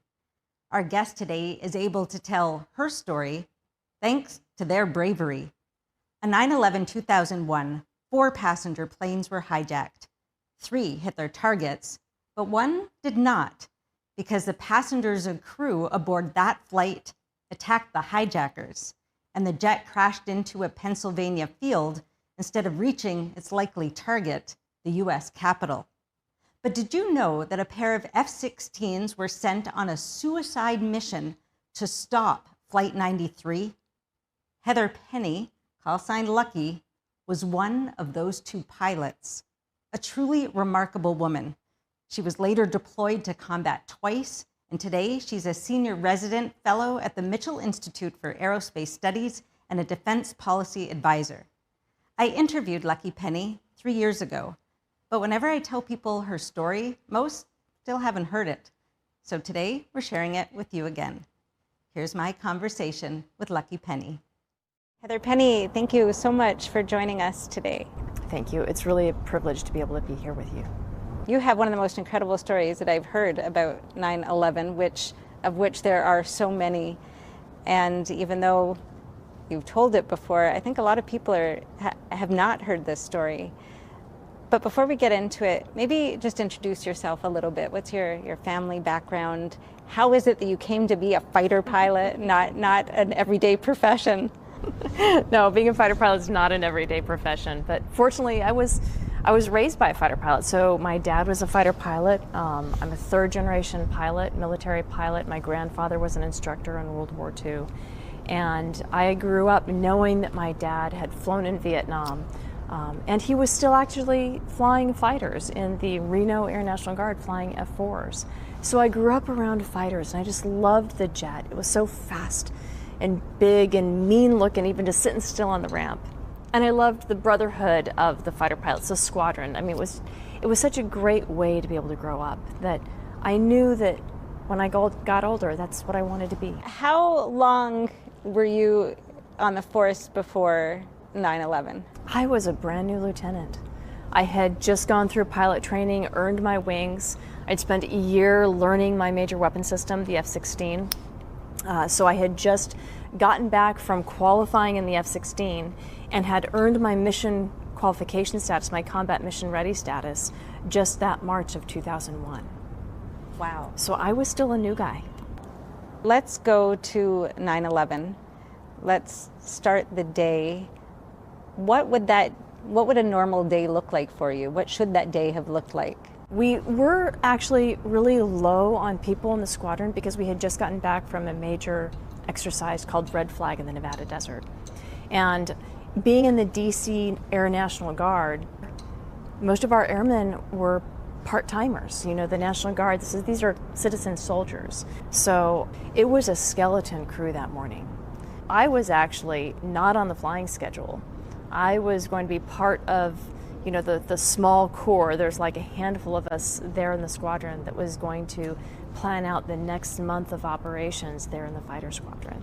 So I was stuck in meetings all day, or I should have been. When did you first learn that something was terribly amiss? I was in a scheduling meeting with the other pilots when one of our enlisted troops, David Callahan, knocks on the door and walks in, and we were kind of surprised. We looked at him and we're like, what are you doing? And he says to us, an aircraft just hit the World Trade Center. And we looked at each other and we looked outside, and it was a spectacularly glorious blue day. And we thought, well, how does that happen?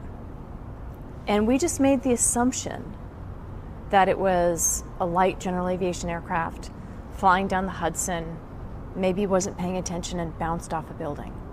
That's all we thought. So we went back to work. And it wasn't until the second aircraft hit the second World Trade Center and David Callahan came back and said, second aircraft, it was on purpose. And that's when we got up from our meeting and saw on the television what everyone else saw that morning. And it was clear that our nation was under attack. What happened next? Nothing fast enough. You see, we're the DC Air National Guard, and we did not have an alert mission at that moment in our history. Alert, where we had fighters armed with real weapons, real missiles, ready to go at a moment's notice, that all went away after the Soviet Union collapsed in 1991. So our nation had five units guarding our borders. And they were all looking out, they weren't looking in. And we weren't part of that. So were you the only possible squadron that would be available for action? Except that we didn't have any weapons. And we didn't have the chain of command. Those alert squadrons, there's a chain of command that allows the nation's leadership to be able to scramble them. They have standing rules of engagement of how they're supposed to intercept and handle threats to our nation. But we didn't have the rules of engagement. We didn't have that chain of command. There was no way that the federal chain of command could have gotten through to us because we're a National Guard unit. The other challenge is that Guard units they belong in civilian times to the governors. This is how our citizen soldiers respond to things like firefighting, floods, hurricanes. They're at the disposal of their governor. But our chain of command went directly to the president.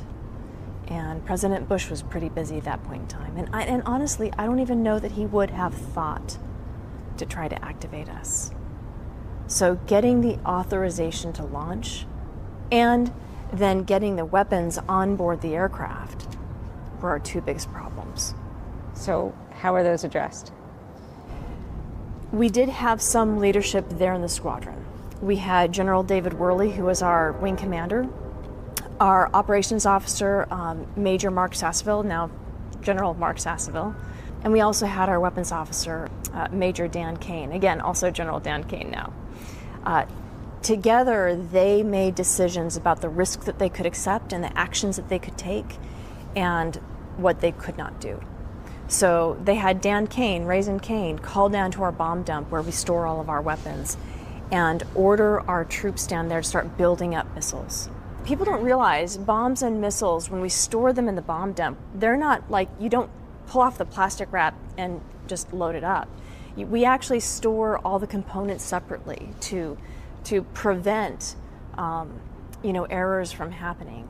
And so they would have to build up the rocket motor, the fusing, the bomb body, the explosives, the guidance kit. They would have to build all of that up together. So how long would that take? Too long. Furthermore, if we had taken off, we didn't know what response was going on with the National Command Authority. We could have made things even more confused than they already were. And importantly, we knew what the target was. Innocent Americans in airliners with terrorists.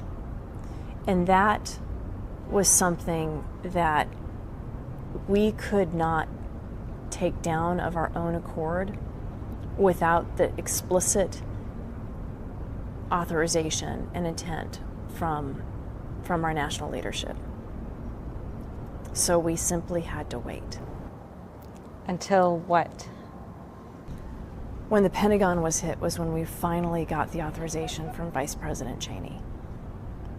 And the Secret Service knew how to get in touch with us because Air Force One lives and operates out of Andrews Air Force Base. And that's how we finally got the word to launch, the authorization to launch. So what was the exact order? How was it transmitted to you? Sass looks at me and says, "Lucky, you're with me." And he looks at Dan Kane, he says, "Raisin, you and Igor, Brandon Rasmussen, you guys wait until you get missiles. All right, Lucky, let's go." And I remember running after him down the hallway and then down the stairs into life support where all of our flight gear is. And remember, I'm a new guy. I'm still brand new. And I'm trying to think, don't screw this up, because if anything I had done in my life mattered, that was it. But did you understand what was being asked of you? What was the process going on in your mind? We knew. Sass and I knew. We knew that if we took off and we were mission successful, that we would be ramming our jets into the airliner, that we would not be coming home, that if we were successful, it was a one-way mission. Because we didn't get the missiles in time. And although we did have 105 bullets in each of our jets, so 210 bullets total. They weren't high explosive incendiary rounds. They were just lead nose. They're like, 20 millimeter BB guns. That wasn't going to be enough. Given the stakes, and we had seen the aircraft on the television fly into World Trade Center. We knew what had to be done. There was no question in my mind. So at this stage, was it known how many other flights were potentially in play? We didn't know fully how many other aircraft were still airborne.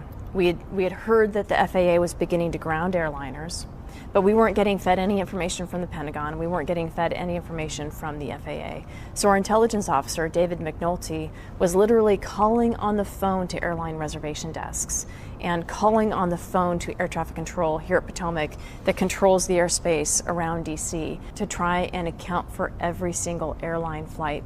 And based off of his phone calls, we thought that there were up to 3 airliners still airborne. So what was the mission exactly? To find any of them, to intercept one in particular? What was your mission? We knew that there was an airliner coming in from Pennsylvania, and it was low and they'd lost radar contact with it. So they thought that maybe it was coming down the Potomac River, and that was our target. It was only later that we would find out that was Flight 93. You take off. There's 2 of you. What happened in the air? When Sass and I took off, we headed to the northwest because we knew that that's where the threat was coming from. We never found anything. We were actually too late to get to Flight 93. The passengers were the real heroes that day. When we finally turned around, when Sass finally said, "Ranch House, we got to get back to DC," we didn't know that Flight 93 had crashed.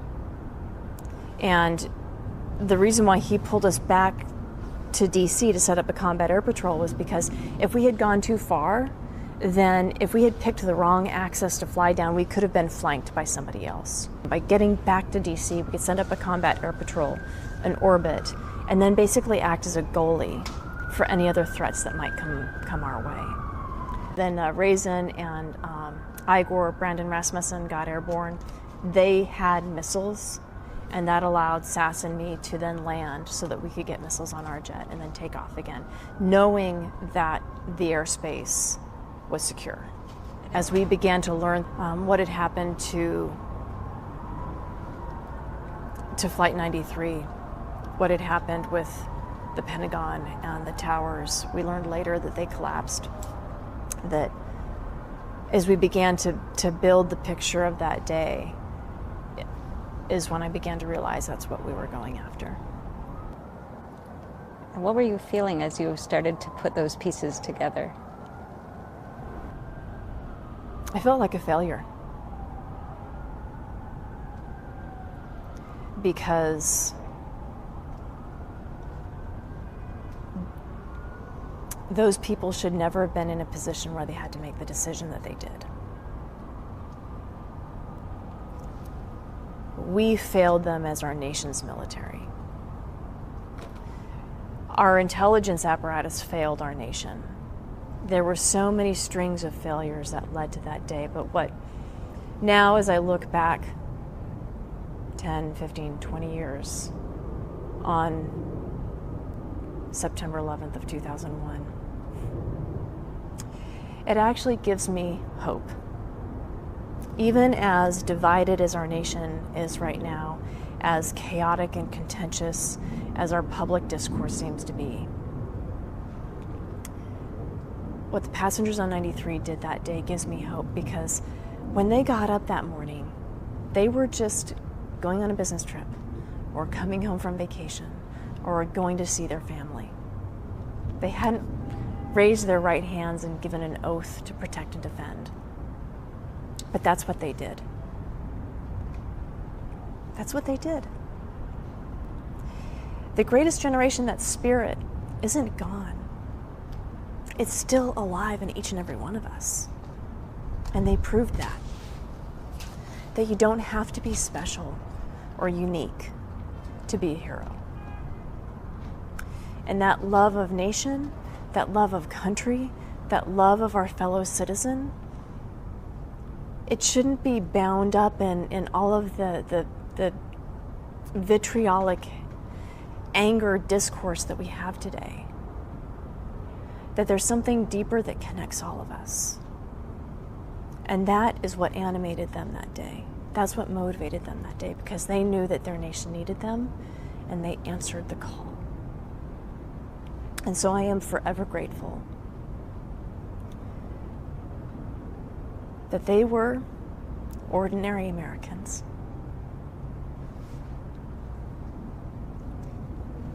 It's a remarkable perspective. It's very inspiring and heartbreaking.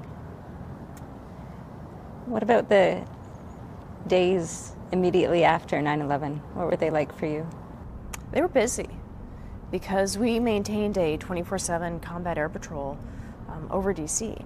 And as a matter of fact, the DC Air National Guard owned the cap for DC for the next 2.5 weeks while we worked with the active duty Air Force to hand that authority over and normalize those operations. So it was unprecedented. And to figure out what the rules of engagement would be, how would we control and sanitize the airspace, how would we get back to normal with commercial airliners coming in and still provide the level of security that our nation desperately needed at that point in time.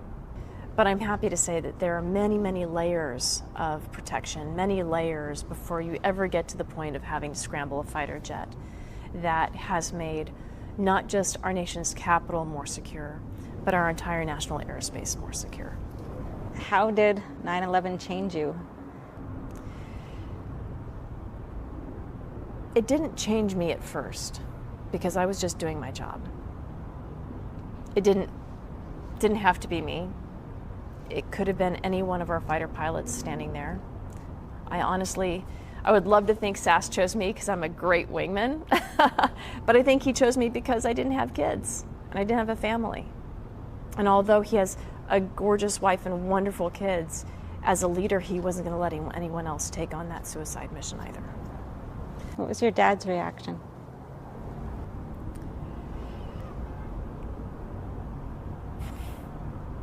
As a dad, he was shocked, but as a fellow fighter pilot, he was proud.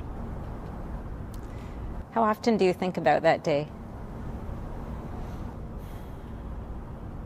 I don't think 9/11 has ever really left any of us.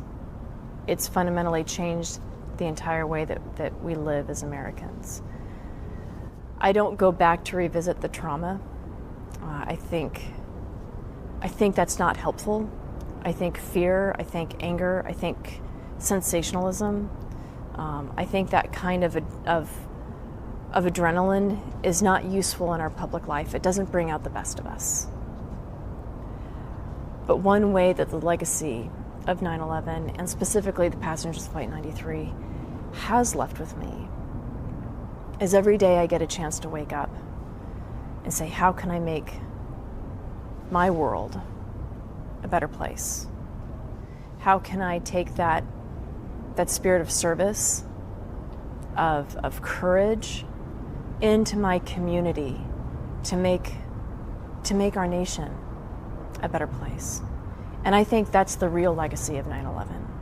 Because when you talk with people, there is the fear, the trauma, it was something unlike what our nation had ever experienced. But the other thing that stands out when they talk to you are the stories of how ordinary people came together to help each other. The kindnesses of strangers, the compassion of neighbors that they previously didn't even know their name. That's the kind of America that we need to stay connected with.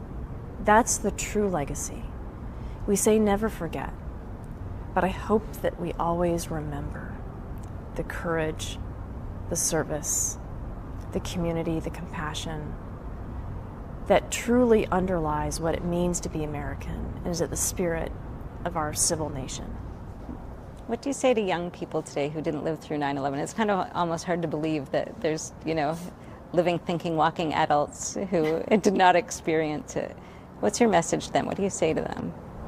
They don't remember a world prior. I mean, 9/11 truly is a watershed moment because the universe wasn't the same afterwards.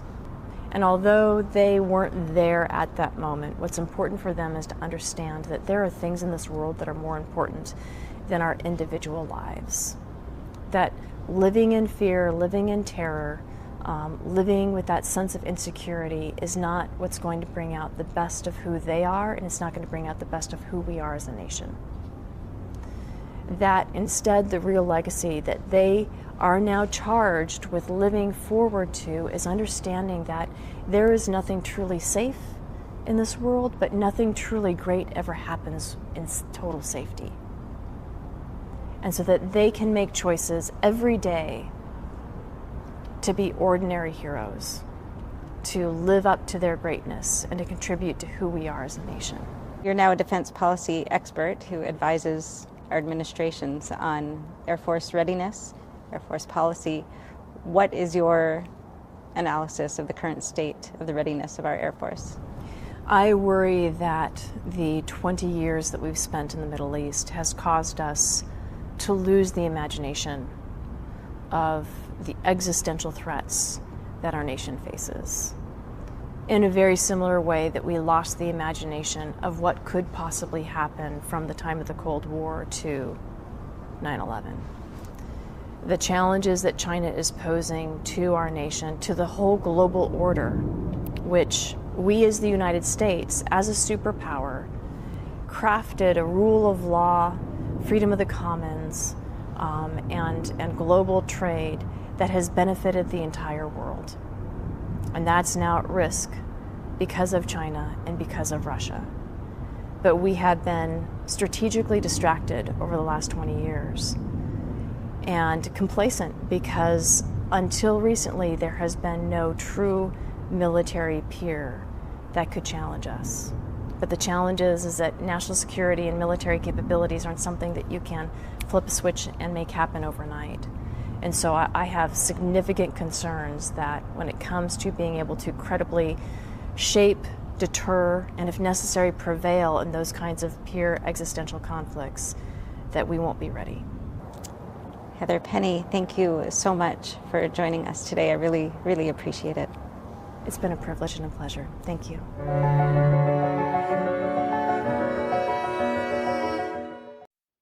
We're remembering Charlie Kirk and 9/11 today. Our coverage continues. Stay with us.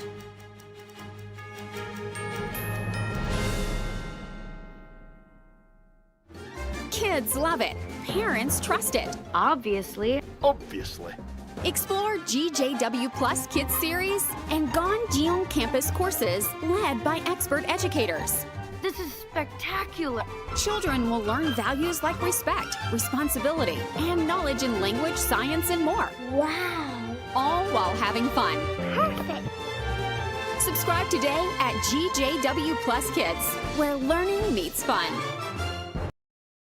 Discover the ancient secret to vitality and longevity with Puretang Black Ginseng. Crafted from premium 6-year-old Korean ginseng, each root is carefully nurtured for over 2,260 days, undergoing a traditional 9-round handcrafted process of steaming and drying to unlock full potency and absorption. Experience pure, natural energy with Puretang Black Ginseng. Order now at puretang.com. I didn't ask to lose my mother or to be abused at 5 years old. I didn't ask to be kicked out of my house with nowhere to go. I'm so sorry. I didn't ask for any of this. But I did ask for help, and Covenant House was there. Thanks to their love and support, and to generous people like you, I got what I needed to take control of my life.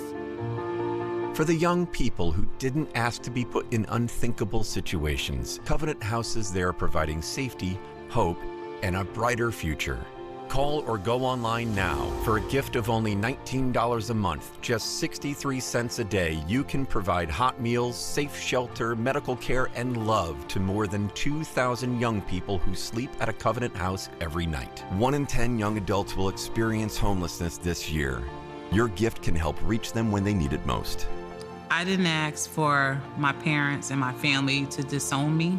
I didn't ask to end up in a homeless shelter. The beauty of it all is that I found Covenant House. The need is overwhelming, but your monthly support will make sure no young person is ever turned away. Call or go online right now to safeplacetosleep.org with your gift of just $19 a month. With your monthly donation, you'll receive this soft, comforting blanket as a reminder of the warmth and safety your gift will provide a young person tonight. Covenant House really helped me and really helped mold me into the woman I am today. If there's no Covenant House, where would I be today? Your monthly gift is urgently needed to reach young people in communities like yours who didn't ask to be put in unthinkable situations. Show them they're loved and not alone. Call the number on your screen or go online to safeplacetosleep.org.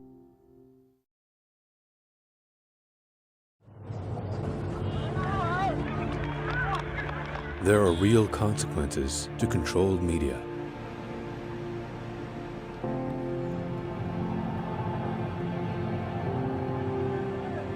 And NTD's founders know them firsthand. Our freedom of thought is the price.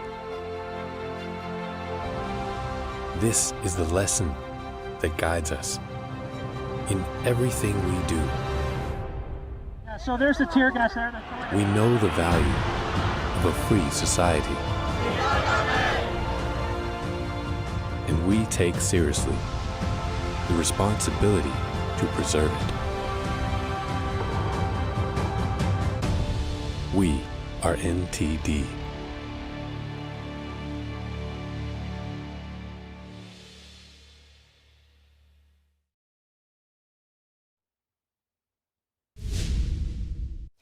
Welcome to NTD Newsroom. I'm Don Ma. The FBI is offering a reward of up to $100,000 for information on the shooter of Charlie Kirk. They've released a photo of the person of interest. Charlie Kirk was a prominent conservative voice among Generation Z, leaving an impact on young voters. NTD reporter Chris Bobb, who interviewed Kirk multiple times, shares his experience and impressions. We speak to a retired U.S. Navy SEAL on how the U.S. can move past and rise up following events that shook the nation. NTD's Jack Bradley is at the site of Charlie Kirk's assassination at Utah Valley University. He talks to a witness of the tragic event. We will hear from him later.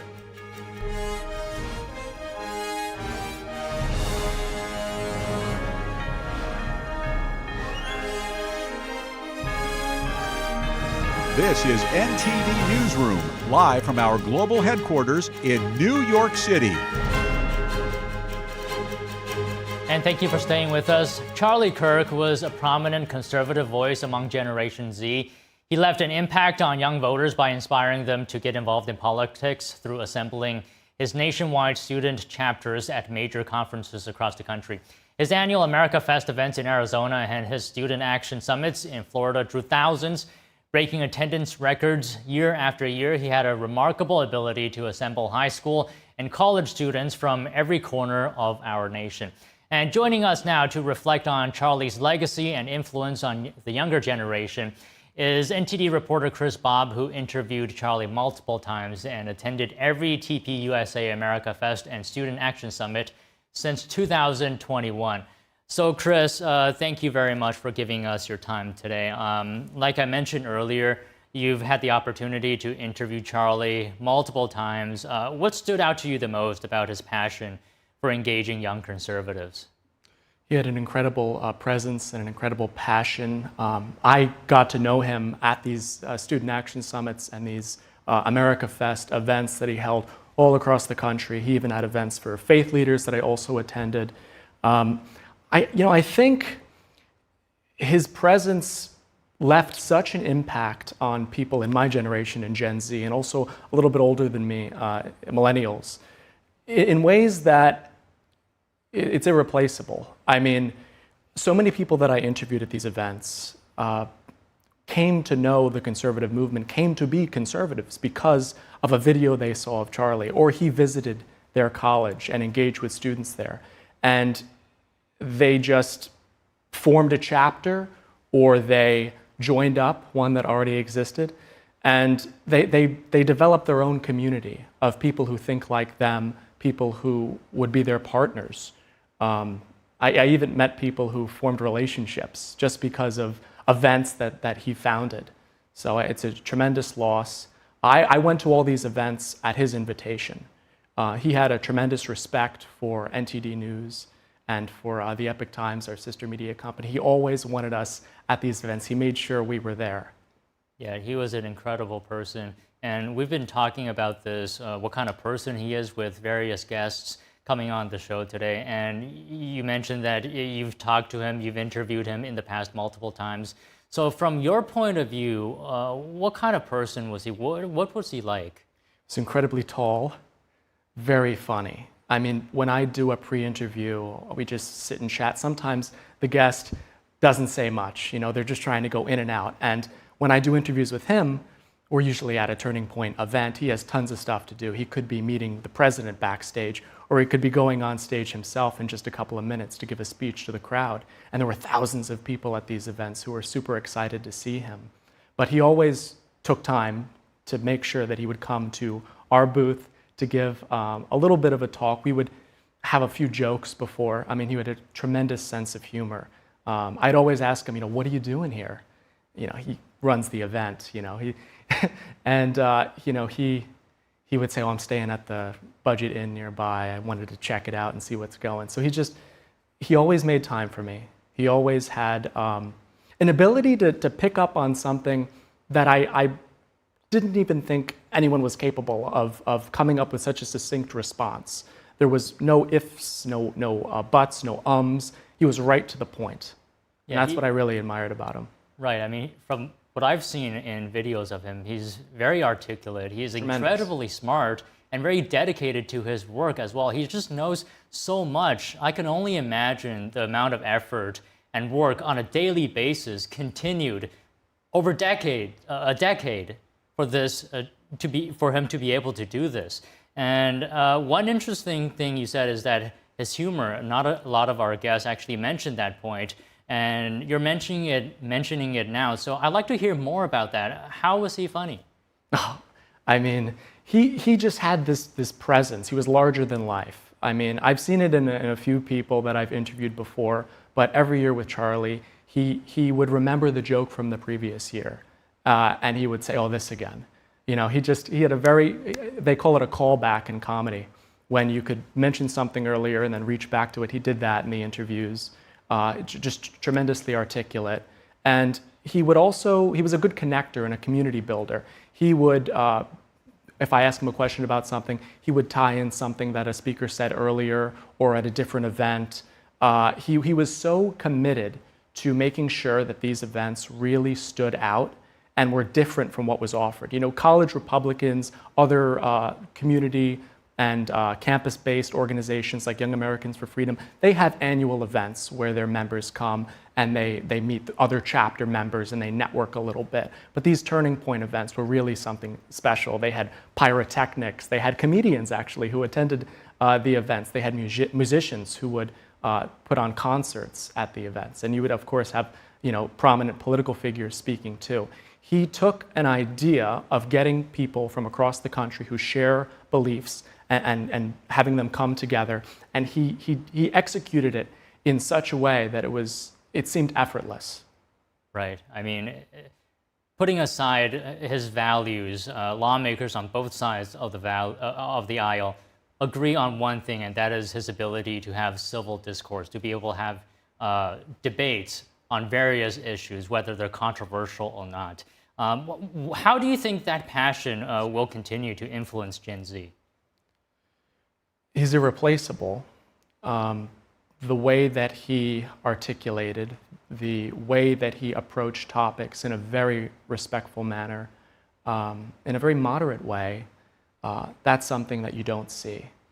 And I was just thinking about one of the questions that I asked him once at an event. I think it was in 2023. It was probably in Palm Beach. They had one of their student action summits there. And I said, not everyone can be an activist, right? You put a target on your back in certain ways. It could just be that your professors will dock you a grade, or people in the campus community might think differently about you if you speak about beliefs that conflict with theirs. But he articulated such a response that if you truly believe in these principles and you think they're normal, you want to normalize them, and you have to make sure that you give your viewpoints. And I hope that confidence that he inspired in young people to say what they believe continues.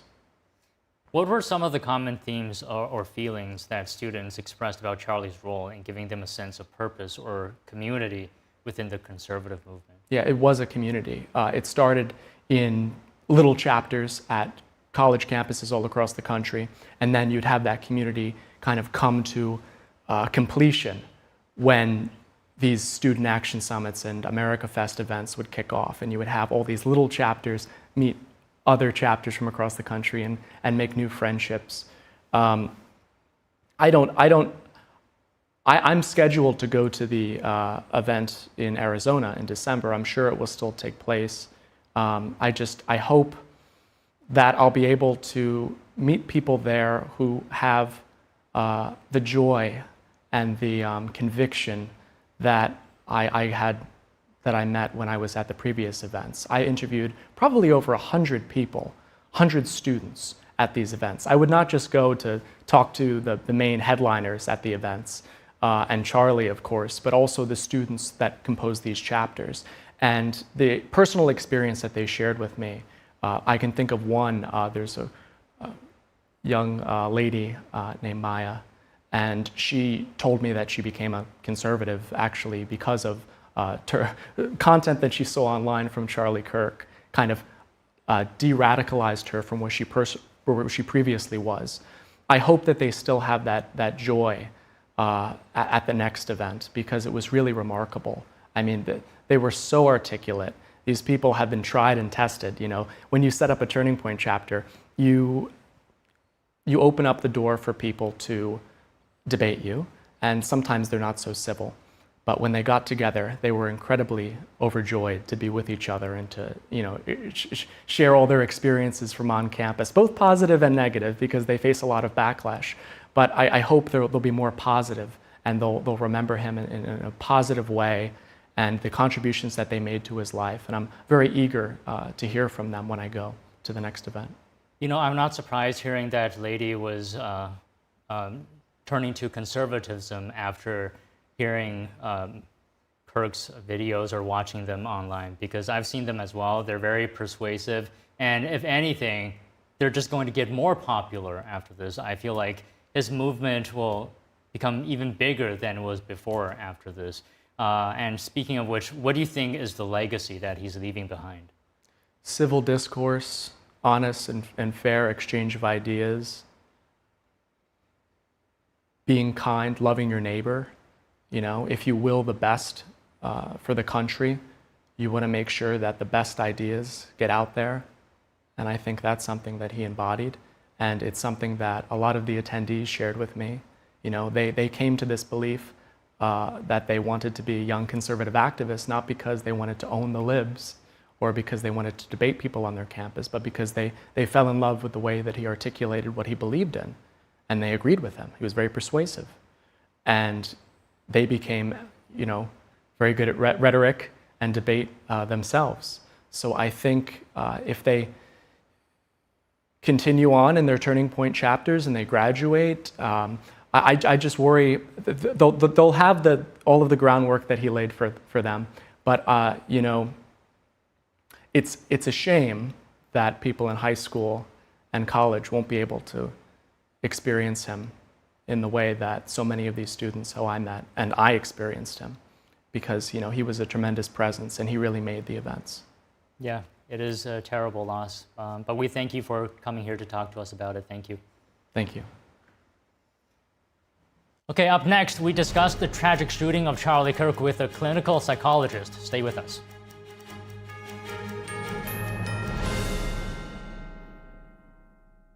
Watch what peanut butter does to our body. Celery with peanut butter. Peanut butter is one of the worst foods that you could eat. It's loaded with lectins and really has no health benefits. They could have chosen almond butter from peeled almonds, and that would probably save this. Cashews. Cashews are not a nut. They're actually part of the poison ivy family. No way. Yeah, they cause burns in your gut and can actually cause skin problems. What about walnuts? Walnuts actually have the same fat that's in avocados. And human studies show that if you eat one avocado a day, you'll actually lose weight. So good fat makes you lose weight. Oatmeal? Oh, not oatmeal. Oats are basically pure sugar. Oatmeal is good for one thing, and that's for fattening horses for the winter. Remember, breakfast is break fast. Lots of human and animal studies have shown the longer you delay eating breakfast, the more ketones and weight loss you will achieve. If you're eventually going to have break fast, look for fat-based sources like an avocado or omega-3 egg. Low-fat anything? Stay away. Companies market low-fat options as healthier, but just look at the label. These things are full of added sugars to make up for the flavor loss when they processed out all those natural fats. The truth is, fat isn't the enemy at all. Heard of the keto diet? It's all about eating the right fats to trick your body into max burning stored fat to slim down quickly. Of course, it's nearly impossible to stick. And here's the rub. Even if you followed it perfectly, it still won't work the same way for everyone. Everyone's body processes fat differently. It all depends on your unique metabolic type. Now think about it. Why can some people eat nearly anything and not gain a pound, while others gain and lose weight like a yo-yo? Why do some people accumulate fat right around their bellies, while others store it around their butt and thighs? It's all tied to your metabolic type. That's also why some of us who think we're eating and living healthy often still struggle with stubborn extra pounds. Heck, I was one of them. For years, I was 70 pounds overweight, even though I felt like all I ever ate was salad. Now I know I was doing all the wrong things for my metabolic type. And once you know your metabolic type, you can get keto diet slimming power without the restrictive diet. All it takes is adding the right specific fat type to your diet to flip the switch on your body's fat burning power. If you want to find out your type, I put together a short quiz where you can find out. You don't need to put in your email or anything like that. Just answer a few simple questions and I'll share your results right away. So you'll possess the hidden key to your unique weight management strategy instantly. In fact, once you unlock your metabolic profile, I'll also show you exactly how to tweak one tiny thing about your diet to help you slim down in record time. Just take the quiz to get started. Scan now to access your free quiz.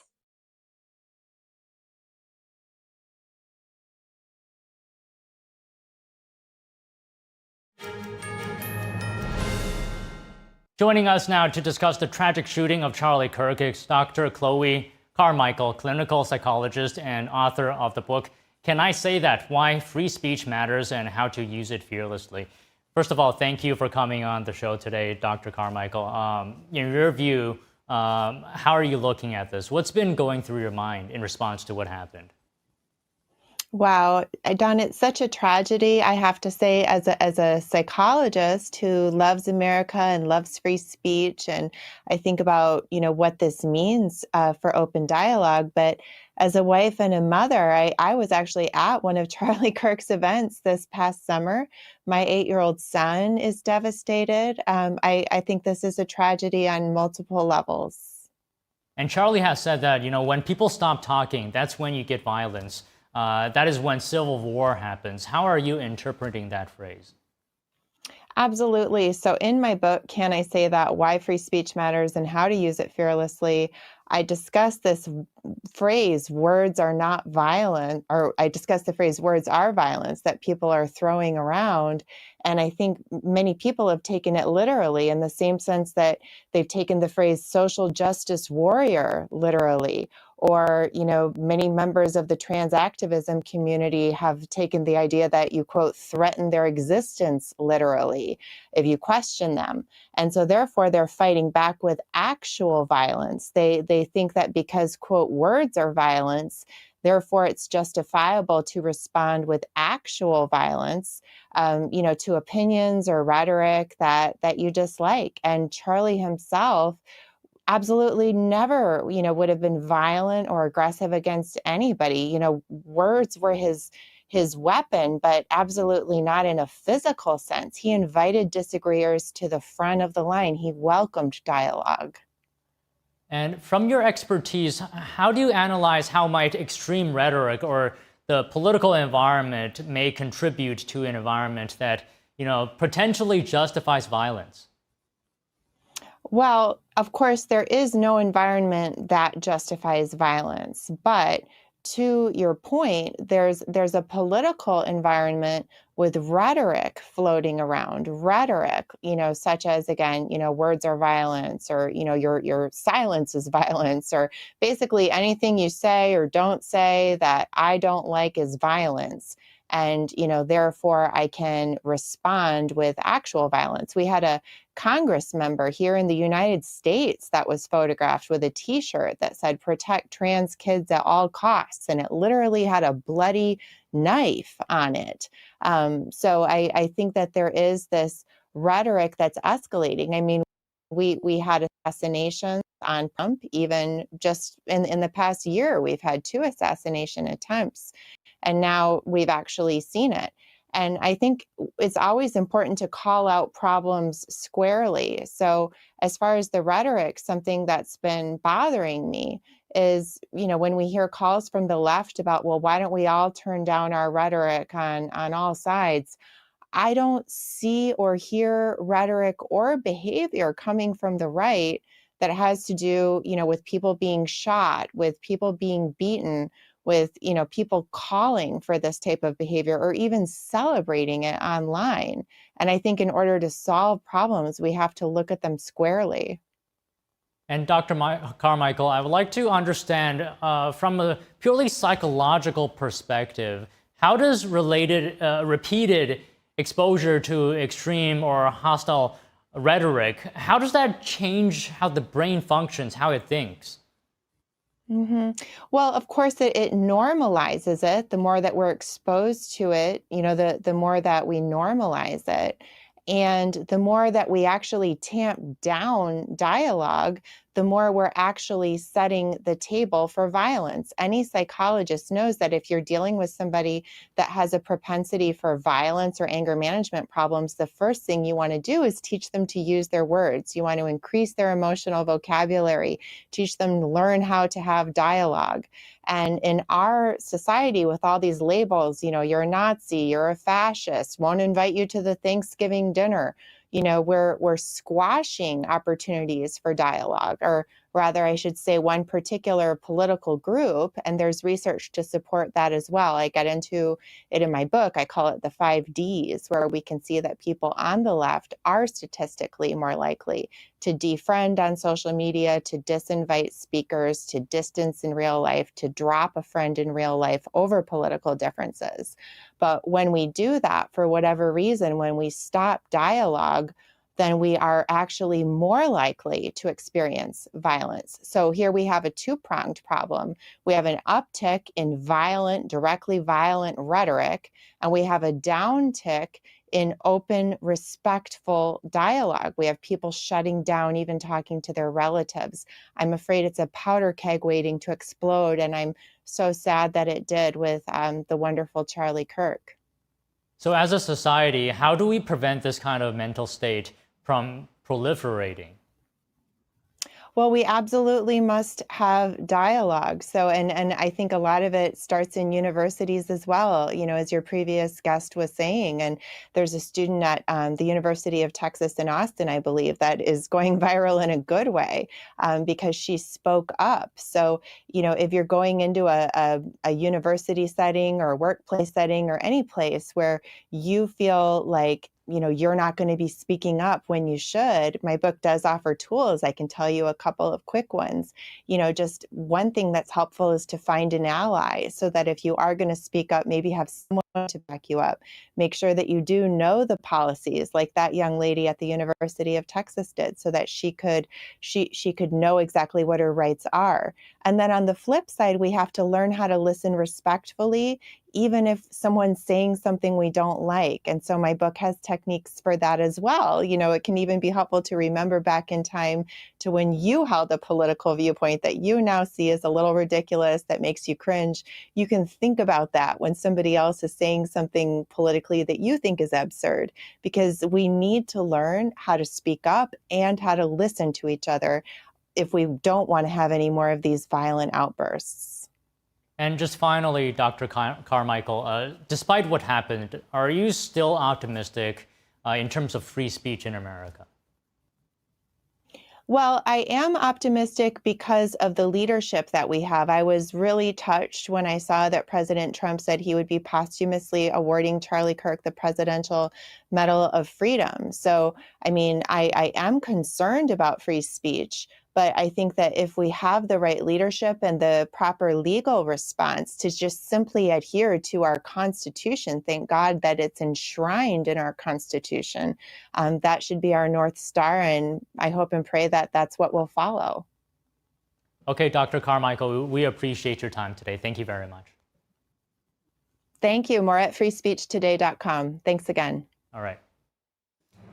Coming up, we speak to a retired U.S. Navy SEAL on how the U.S. can move past and rise up following events that shook the nation. That and more after the break.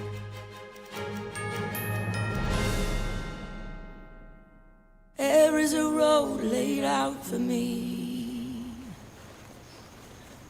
Boxes everywhere. And this is going to be Addie's room.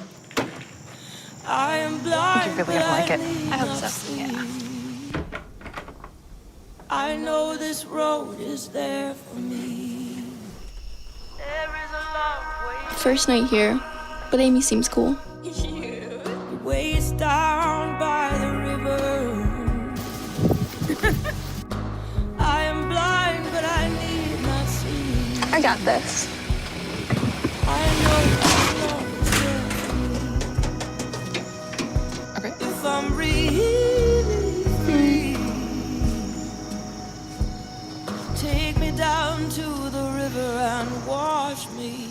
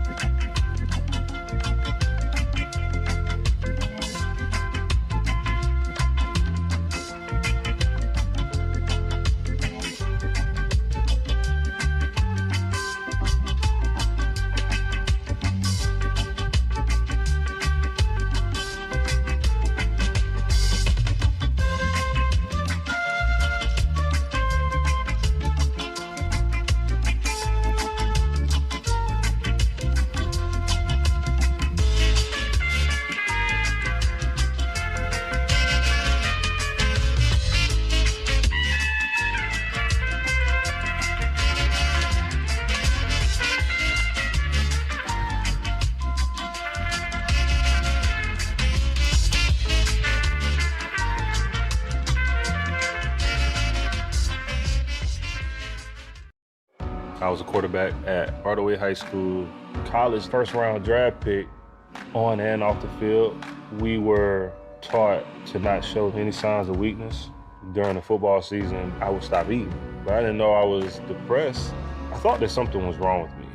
For 20 plus years was physical. We didn't have any education behind what mental health was. I started to learn it starts here first. If this is together, I'll be better as a father, as a man, and as a husband. Put the importance on your mental health. I'm not scared to talk about it anymore. The first tool is therapy. The second one is positive self-talk. And then journaling, putting your thoughts on paper. We have to redefine what being a strong man is and heal, love your mind.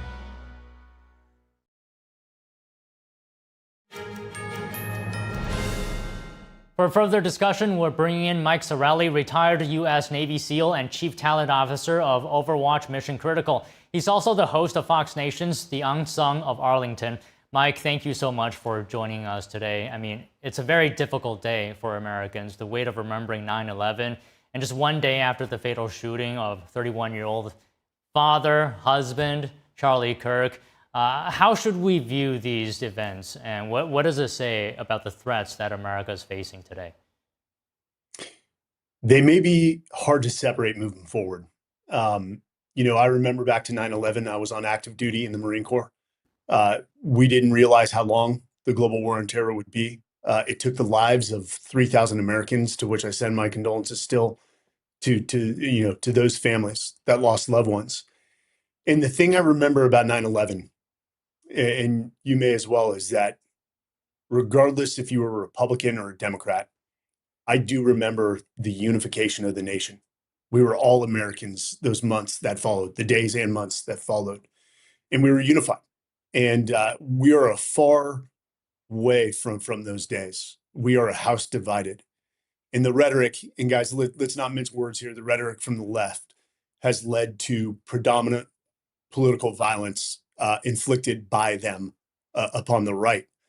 But, the fact that the threat is no longer external, it's internal, is disgusting. And I think that's why so many people are devastated.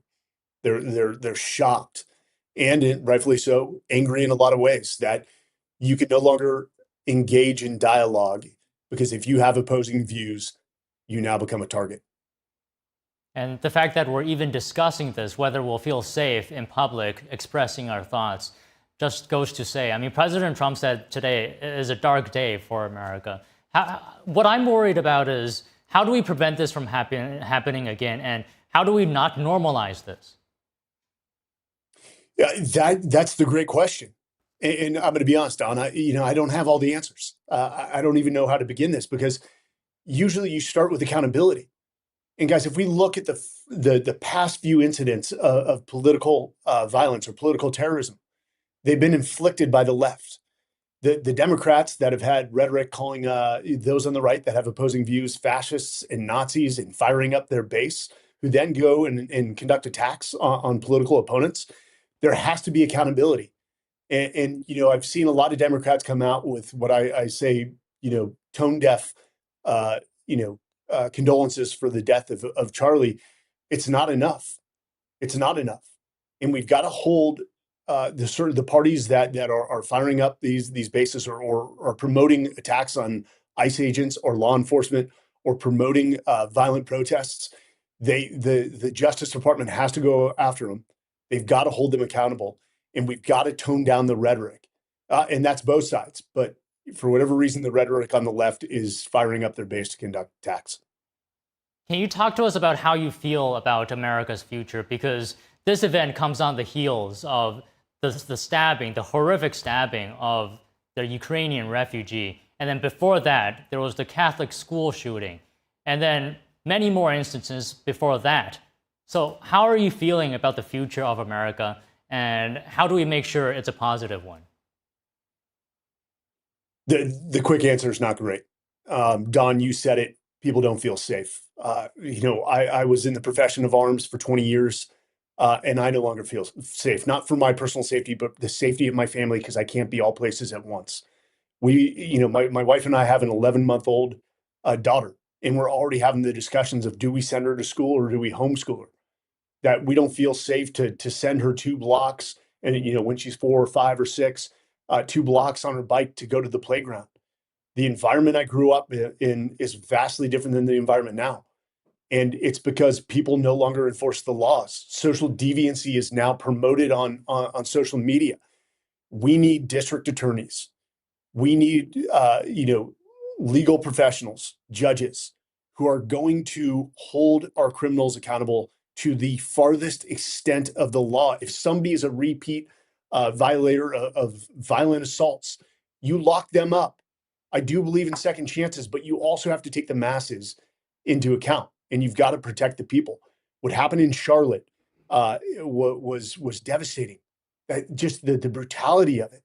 And it's funny, that same instance, Daniel Penny was persecuted for being a good Samaritan and taking action. He didn't intend to kill that individual on the subway in New York, but the left wanted to hang him from the highest rafters in New York as an example.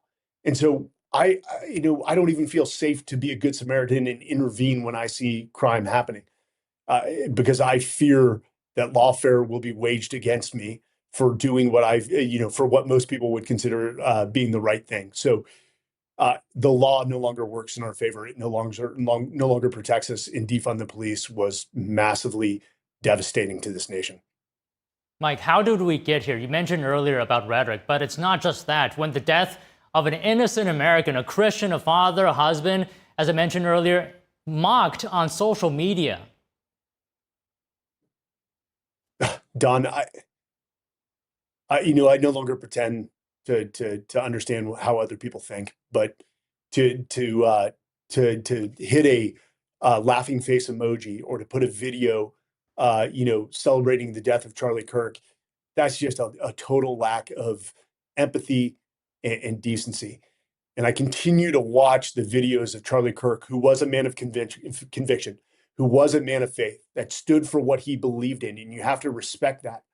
And he never raised a fist against anyone, but that the video of his daughter running to him when he was on the set of Fox and Friends not too long ago, his young daughter and his young son are one day going to have to watch that brutal video, and they no longer they will have memories of their fathers through stories, not experiential time spent with their father being raised by him and his wife. And I go back to a poem by a famous Shawnee war chief. His name was Tecumseh. In it, he said, "Respect others and their views, and stand your ground and demand that they respect yours." At no point did he say inflict violence on those with opposing views. And how we return back to dialogue in a constructive, healthy way, that's the question we all need to answer. But at the end of the day, Charlie did predict this. He said, when dialogue stops, violence fills that vacuum.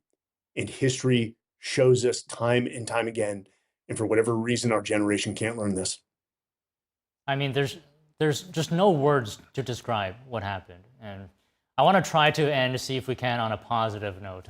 Maybe there's something that we can learn from 9/11 and from the fatal shooting of Charlie Kirk to try to help us unite the U.S. and become stronger and steadfast as we look to the future. I'd love to be positive. I really would. It's just we have such opposing viewpoints now on things between the left and the right, and I don't know if that can be healed. I'd love to say cooler heads need to prevail and great leaders lower the temperature in chaotic situations. I get it. But, people rightfully so are angry. They're angry on the right.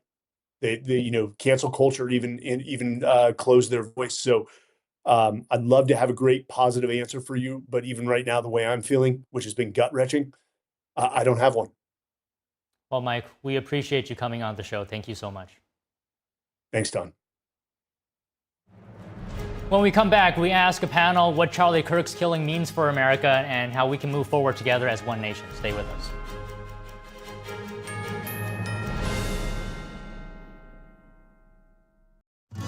Say goodbye to harsh, bitter coffee and hello to a delicious, smooth brew.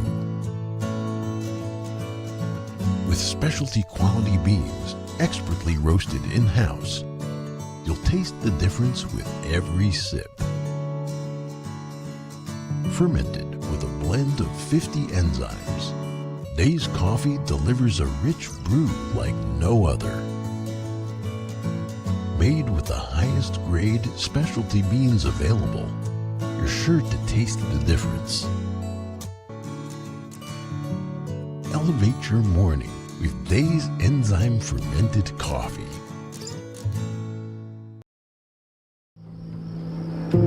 I didn't ask to lose my mother or to be abused at 5 years old. I didn't ask to be kicked out of my house with nowhere to go. I didn't ask for any of this. But I did ask for help, and Covenant House was there. Thanks to their love and support, and to generous people like you, I got what I needed to take control of my life. For the young people who didn't ask to be put in unthinkable situations, Covenant House is there providing safety, hope, and a brighter future. Call or go online now. For a gift of only $19 a month, just 63 cents a day, you can provide hot meals, safe shelter, medical care, and love to more than 2,000 young people who sleep at a Covenant House every night. 1 in 10 young adults will experience homelessness this year. Your gift can help reach them when they need it most. I didn't ask for my parents and my family to disown me. I didn't ask to end up in a homeless shelter. The beauty of it all is that I found Covenant House. The need is overwhelming, but your monthly support will make sure no young person is ever turned away. Call or go online right now to safeplacetosleep.org with your gift of just $19 a month. With your monthly donation, you'll receive this soft, comforting blanket as a reminder of the warmth and safety your gift will provide a young person tonight. Covenant House really helped me and really helped mold me into the woman I am today. If there's no Covenant House, where would I be today? Your monthly gift is urgently needed to reach young people in communities like yours who didn't ask to be put in unthinkable situations. Show them they're loved and not alone. Call the number on your screen or go online to safeplacetosleep.org.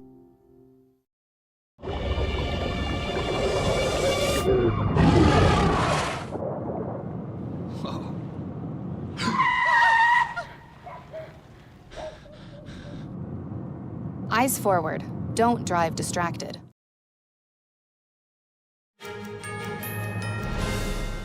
Republican and Democratic senators joined in condemnation of political violence and urged young Americans to not be deterred to join political life. Our Washington correspondent, Luis Eduardo Martinez, has their reactions. I wanted to get your reaction to Charlie Kirk's assassination and whether it should be considered a risk to be political in America. But there's a sickness in our country, and it manifests itself all too often. People who want to silence Charlie, they've actually enhanced his message.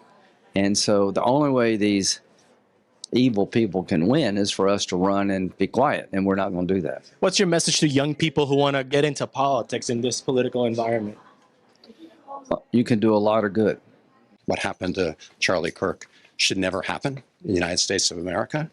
We can have our political disagreements without political violence. Is being political in America something that should be considered dangerous?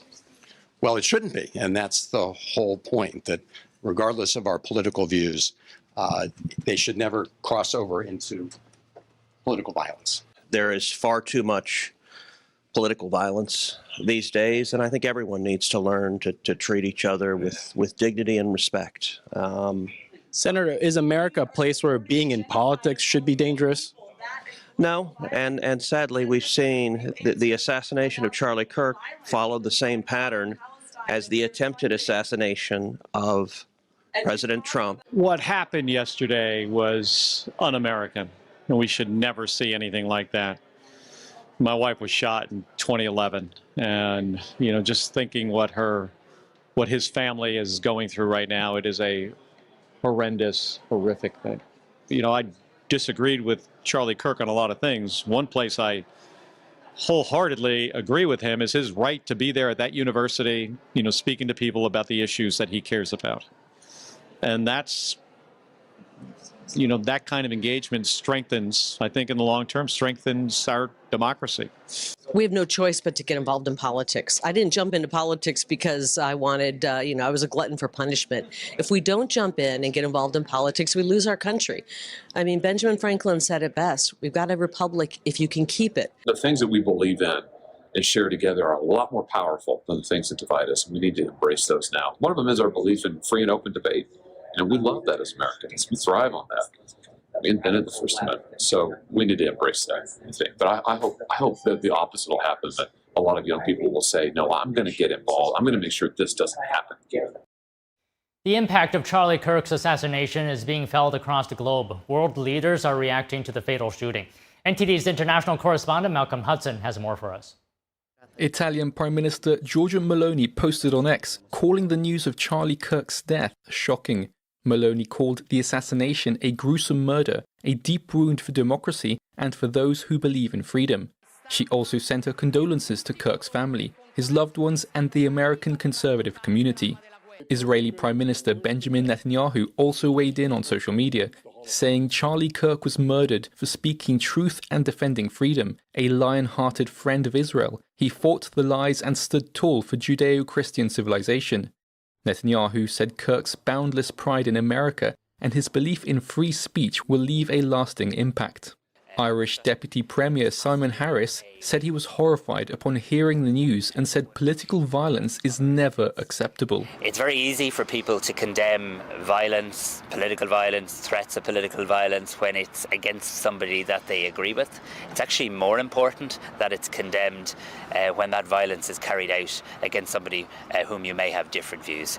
British Prime Minister Keir Starmer posted his condolences to Kirk's family and friends on X. Starmer added, quote, "We must all be free to debate openly and freely without fear. There can be no justification for political violence." His Home Secretary Yvette Cooper added, "Political violence has no place in our societies."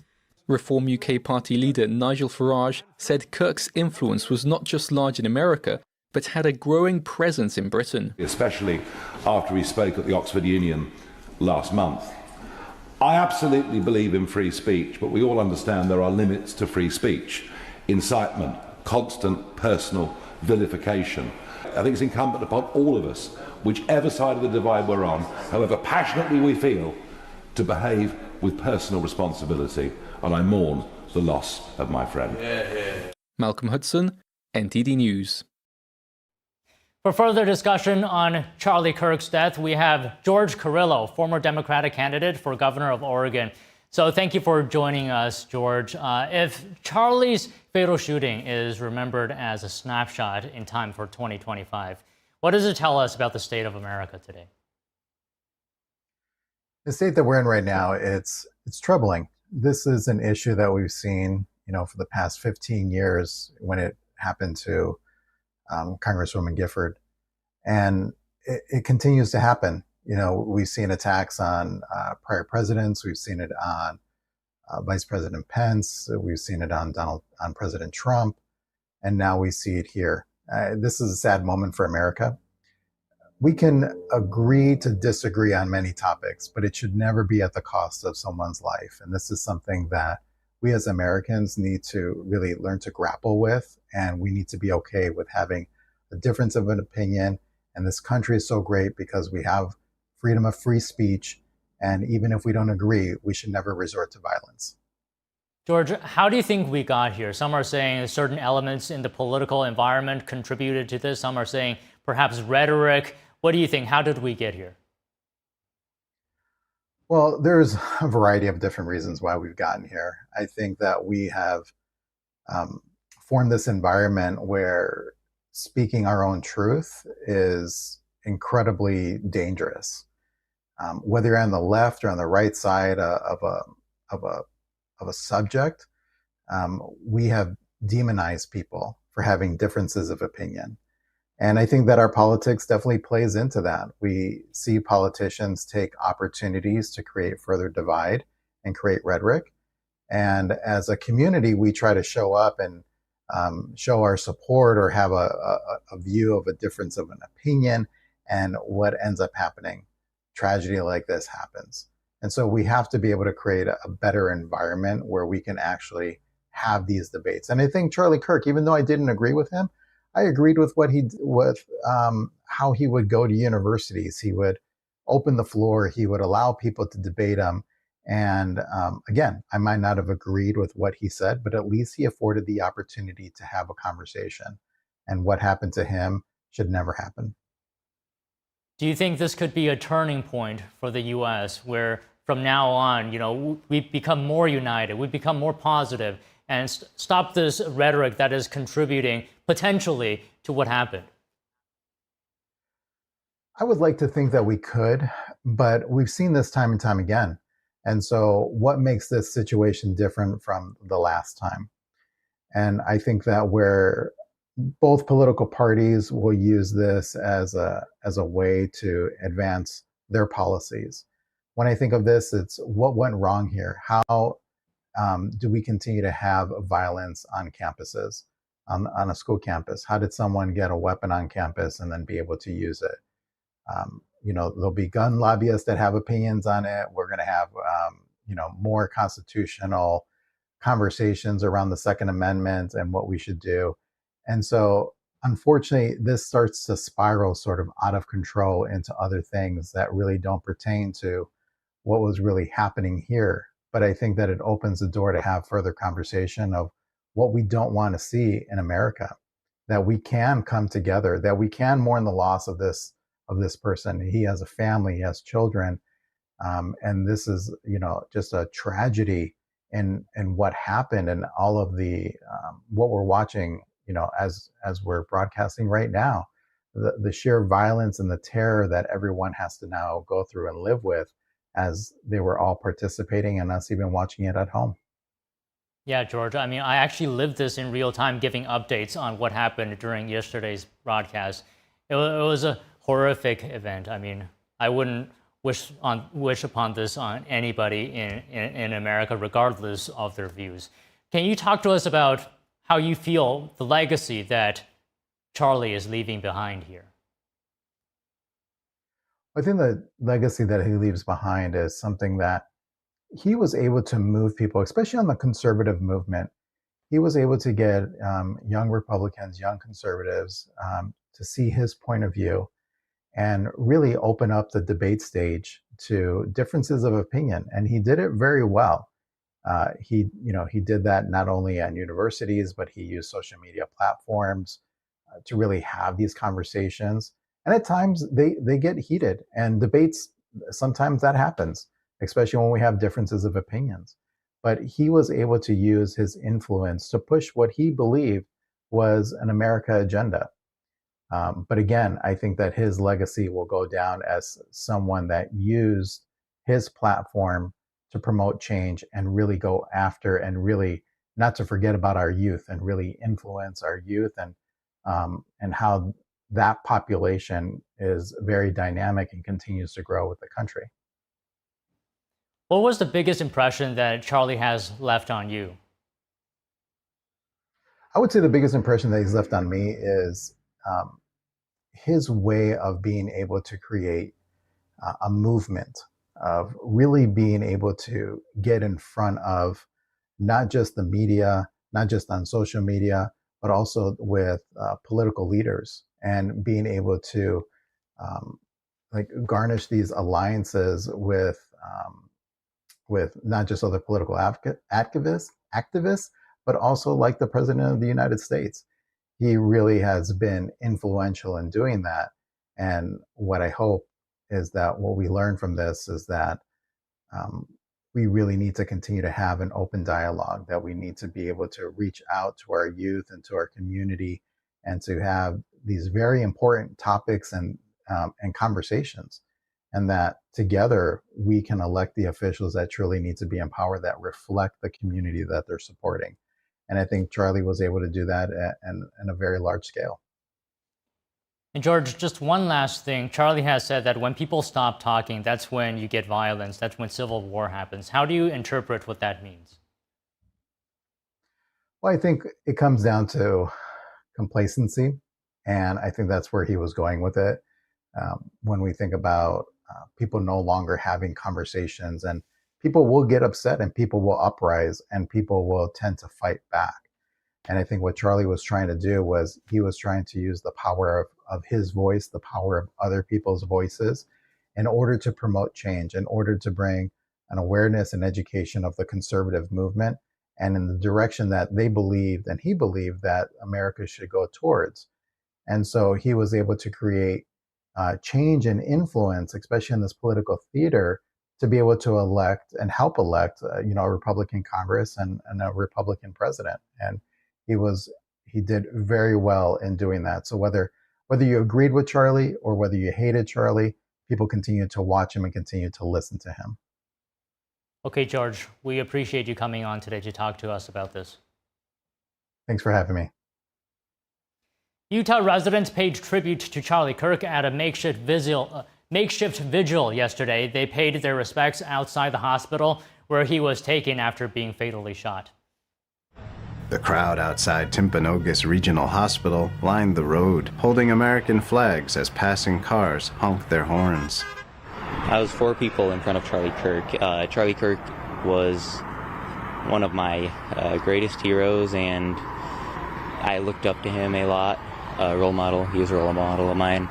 He was very opinionated, obviously, but I just liked his interviews, that he would have the students and talk to them. But I think he represented the best of what's in our country in regards to freedom of speech, being able to speak and speak your mind, those types of things. Visitors placed lit candles, bouquets of flowers, and small American flags in front of a large hospital sign. We were pacing back and forth in our home, and we just wanted to come out here and be a part of the community and show support and lift up some prayers for Charlie and his family. The flags outside Turning Point USA's Phoenix headquarters have been lowered to half staff. Bouquets of flowers delivered by well-wishers are piling up in one of the main entrances at Turning Point's campus. It's a devastating loss, a huge loss, tragic loss.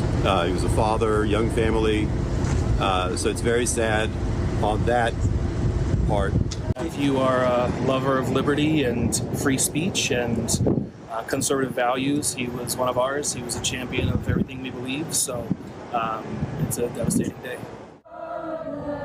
Mourners gathered at a vigil for Kirk in Scottsdale, Arizona, and at the Utah State Capitol yesterday. A candlelight vigil and prayer event was also held in Seattle, Washington. And before their game, the New York Yankees held a moment of silence in honor of Kirk.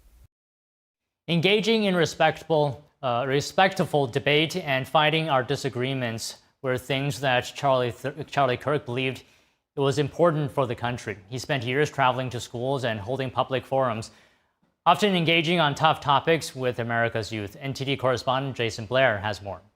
When people stop talking, that's when you get violence. That's when civil war happens, because you start to think the other side is so evil and they lose their humanity. Engaging in respectful conversation and debate was a core of what Charlie Kirk did. I go around universities and have challenging conversations, and because that's what is so important to our country, is to find our disagreements respectfully. At college campuses around the country, he would engage with young adults, often challenging those who disagree with him to try and change his mind. I'd like to disagree with you about college as a scam. Okay. Just because there's 50% of people who you say don't need college to get a job, why would it be a scam? There's a social impact about college, on America. College is, good. The majority of kids that go to college when they graduate have a lower view of America than when they entered. Do you think that's a troubling thing? The conversations were held in front of onlookers and would be filmed and posted online. Kirk didn't shy away from sensitive and often divisive topics. I just want to say I'm a transgender male. What age should kids be able to get things like hormone therapy? Because I don't know what's true, what's not. I'm going to have an opinion that very few people will ever tell you, which is I want you to be very cautious putting drugs into your system in the pursuit of changing your body. My prayer for you, and again, very few people will say this, I actually want to see you be comfortable in how you were born. Yeah. I know that you might not feel that way, but I think that is something that you can achieve. I think that with the right team and the right people, you don't have to wage war on your body, you can learn to love your body. Kirk was not afraid to be outspoken about his faith. If you could be associated with one thing, how would you want to be remembered? I want to be remembered for courage for my faith. That would be the most important thing. The most important thing is my faith in my life. I mean, I've been all across the world. I've met with world leaders. I've flown in Air Force One, got to know a president. I have an amazing family. The podcast, Turning Point USA, all that stuff. And so you experience that and you're like, what actually matters? What matters is your relationship with the divine, your relationship with your family, your kids, and maybe a close collection of friends, and your relationship with the truth. Jason Blair, NTD News. Coming up, NTD's Jack Bradley is at the site of Charlie Kirk's assassination at Utah Valley University. He talks to a witness of the tragic event. We hear more from him after the break.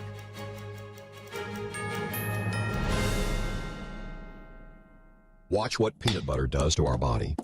Celery with peanut butter. Peanut butter is one of the worst foods that you could eat. It's loaded with lectins and really has no health benefits. They could have chosen almond butter from peeled almonds, and that would probably save this. Cashews. Cashews are not a nut. They're actually part of the poison ivy family. No way. Yeah, they cause burns in your gut and can actually cause skin problems. What about walnuts? Walnuts actually have the same fat that's in avocados. And human studies show that if you eat one avocado a day, you'll actually lose weight. So good fat makes you lose weight. Oatmeal? Oh, not oatmeal. Oats are basically pure sugar. Oatmeal is good for one thing, and that's for fattening horses for the winter. Remember, breakfast is break fast. Lots of human and animal studies have shown the longer you delay eating breakfast, the more ketones and weight loss you will achieve. If you're eventually going to have break fast, look for fat-based sources like an avocado or omega-3 egg. Low-fat anything? Stay away. Companies market low-fat options as healthier, but just look at the label. These things are full of added sugars to make up for the flavor loss when they processed out all those natural fats. The truth is, fat isn't the enemy at all. Heard of the keto diet? It's all about eating the right fats to trick your body into max burning stored fat to slim down quickly. Of course, it's nearly impossible to stick. And here's the rub. Even if you followed it perfectly, it still won't work the same way for everyone. Everyone's body processes fat differently. It all depends on your unique metabolic type. Now think about it. Why can some people eat nearly anything and not gain a pound, while others gain and lose weight like a yo-yo? Why do some people accumulate fat right around their bellies, while others store it around their butt and thighs? It's all tied to your metabolic type. That's also why some of us who think we're eating and living healthy often still struggle with stubborn extra pounds. Heck, I was one of them. For years, I was 70 pounds overweight, even though I felt like all I ever ate was salad. Now I know I was doing all the wrong things for my metabolic type. And once you know your metabolic type, you can get keto diet slimming power without the restrictive diet. All it takes is adding the right specific fat type to your diet to flip the switch on your body's fat burning power. If you want to find out your type, I put together a short quiz where you can find out. You don't need to put in your email or anything like that. Just answer a few simple questions and I'll share your results right away. So you'll possess the hidden key to your unique weight management strategy instantly. In fact, once you unlock your metabolic profile, I'll also show you exactly how to tweak one tiny thing about your diet to help you slim down in record time. Just take the quiz to get started. Scan now to access your free quiz.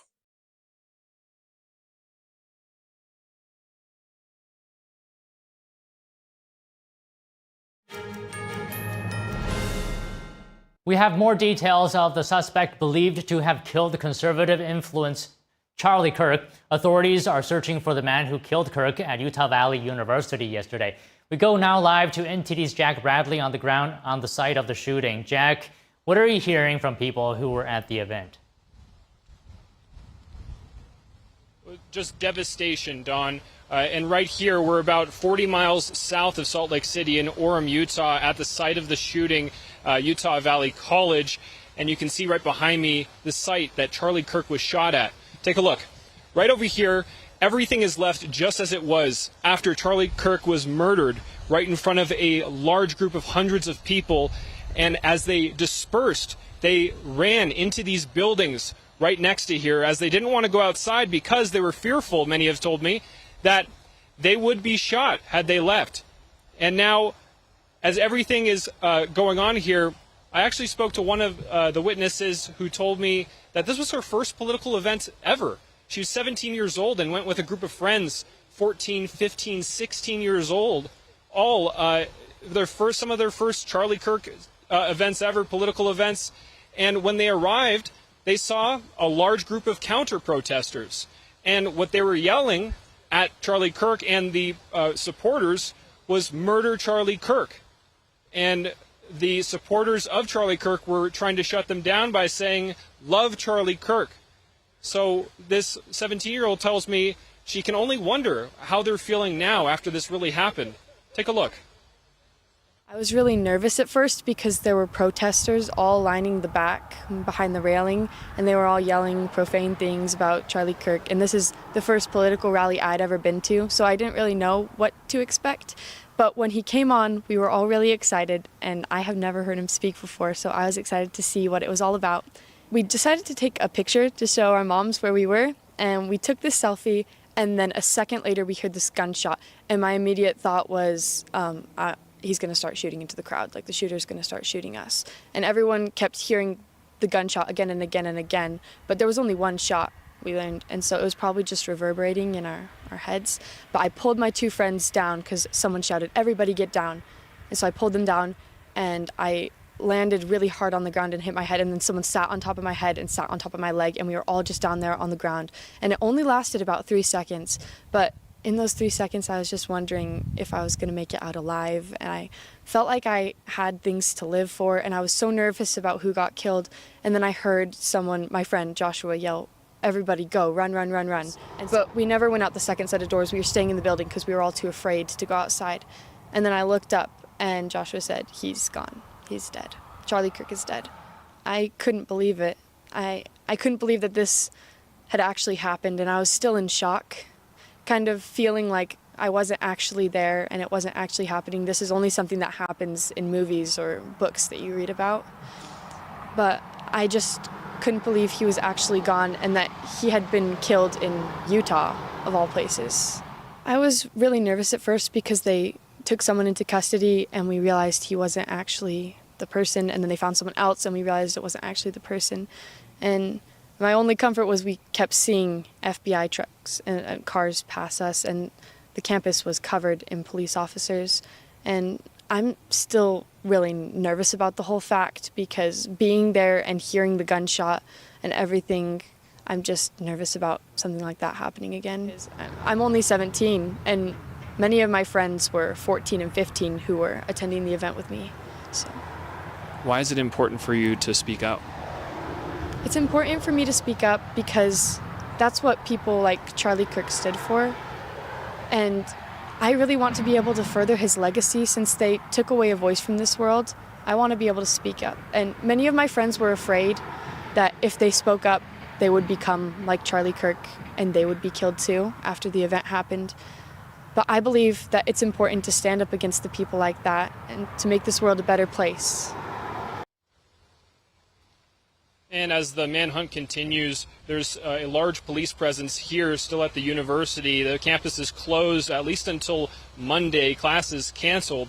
FBI Director Kash Patel is on his way here, as well as Vice President J.D. Vance and the Second Lady to meet with the family of Charlie Kirk and transfer his casket aboard Air Force Two back to Charlie Kirk's hometown in Phoenix, Arizona. Don. And Jack, I just have to add here, it's so surreal hearing what the witness just said about how she's witnessing the event firsthand, and it's her first one as well. And what are some of the latest details that we know right now about the suspect? Well, the FBI has released photos of the suspect. He was wearing black, and he was about 200 yards away from this site, 500 to 600 feet away on a campus building. On the roof, apparently. And after he fired, he ditched the weapon, a high-powered bolt-action rifle, in a nearby wooded area, then fled into a neighborhood. And the shooter appeared to blend in with the rest of the crowd, according to authorities. He looked about college-aged, and the FBI had detained, and local law enforcement had detained 2 people for questioning, but had then released them yesterday. And then they are now offering a $100,000 reward for any information leading to the arrest of the killer. Governor Spencer Cox of Utah has called this a political violence. Don. Okay, Jack, thank you for keeping us updated. A family in mourning, an intense manhunt underway, and political figures questioning security. A lot has unfolded since the murder of conservative activist Charlie Kirk at a college in Utah yesterday. Joining us now to look at the investigation is Gerard Felitti. He's a political strategist and senior counsel at the Lawfare Project, an attorney as well specializing in counterterrorism. So, Gerard, not much has been revealed about the shooter, but FBI has released images of a person of interest and has put up to a $100,000 reward. Cameras all over these days and so much technology. Why do you think it took almost a day to release these images? A few reasons. The first is that law enforcement doesn't always want the suspect to know that they are identified as a suspect or that they have pictures or images of what the person looks like, in the hope that this person is off guard, thinks that no one's looking for them, that they got away with it, and that they are easier to be arrested. But the other part of it is the simple logistical problem. There are a lot of cameras. There are a lot of pictures. There does not seem to have been a camera directly pointed in the area where the shooter shot from. So the law enforcement investigators are relying on other cameras with other angles, and it takes time to process those. Okay, Gerard, something is happening. We are going to tune in to President Trump speaking at the White House before flying to New York. We're going to take a pause on this interview. I did. I spoke to Erica, his wife, and we had a long talk, and she's devastated.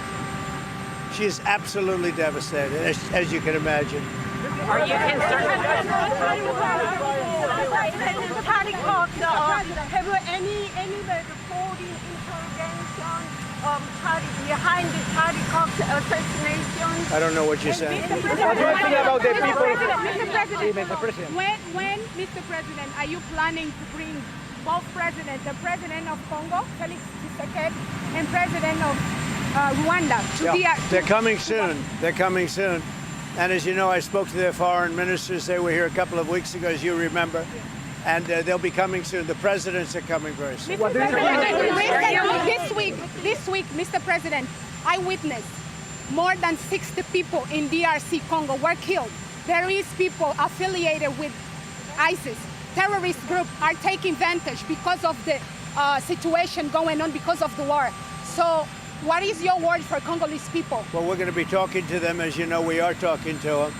It's a very violent place. It's very, very violent. For a long time, it's been going on for 30 years, 35 years even, they say. But we're going to handle it. Thank you. What do you think about the shooter?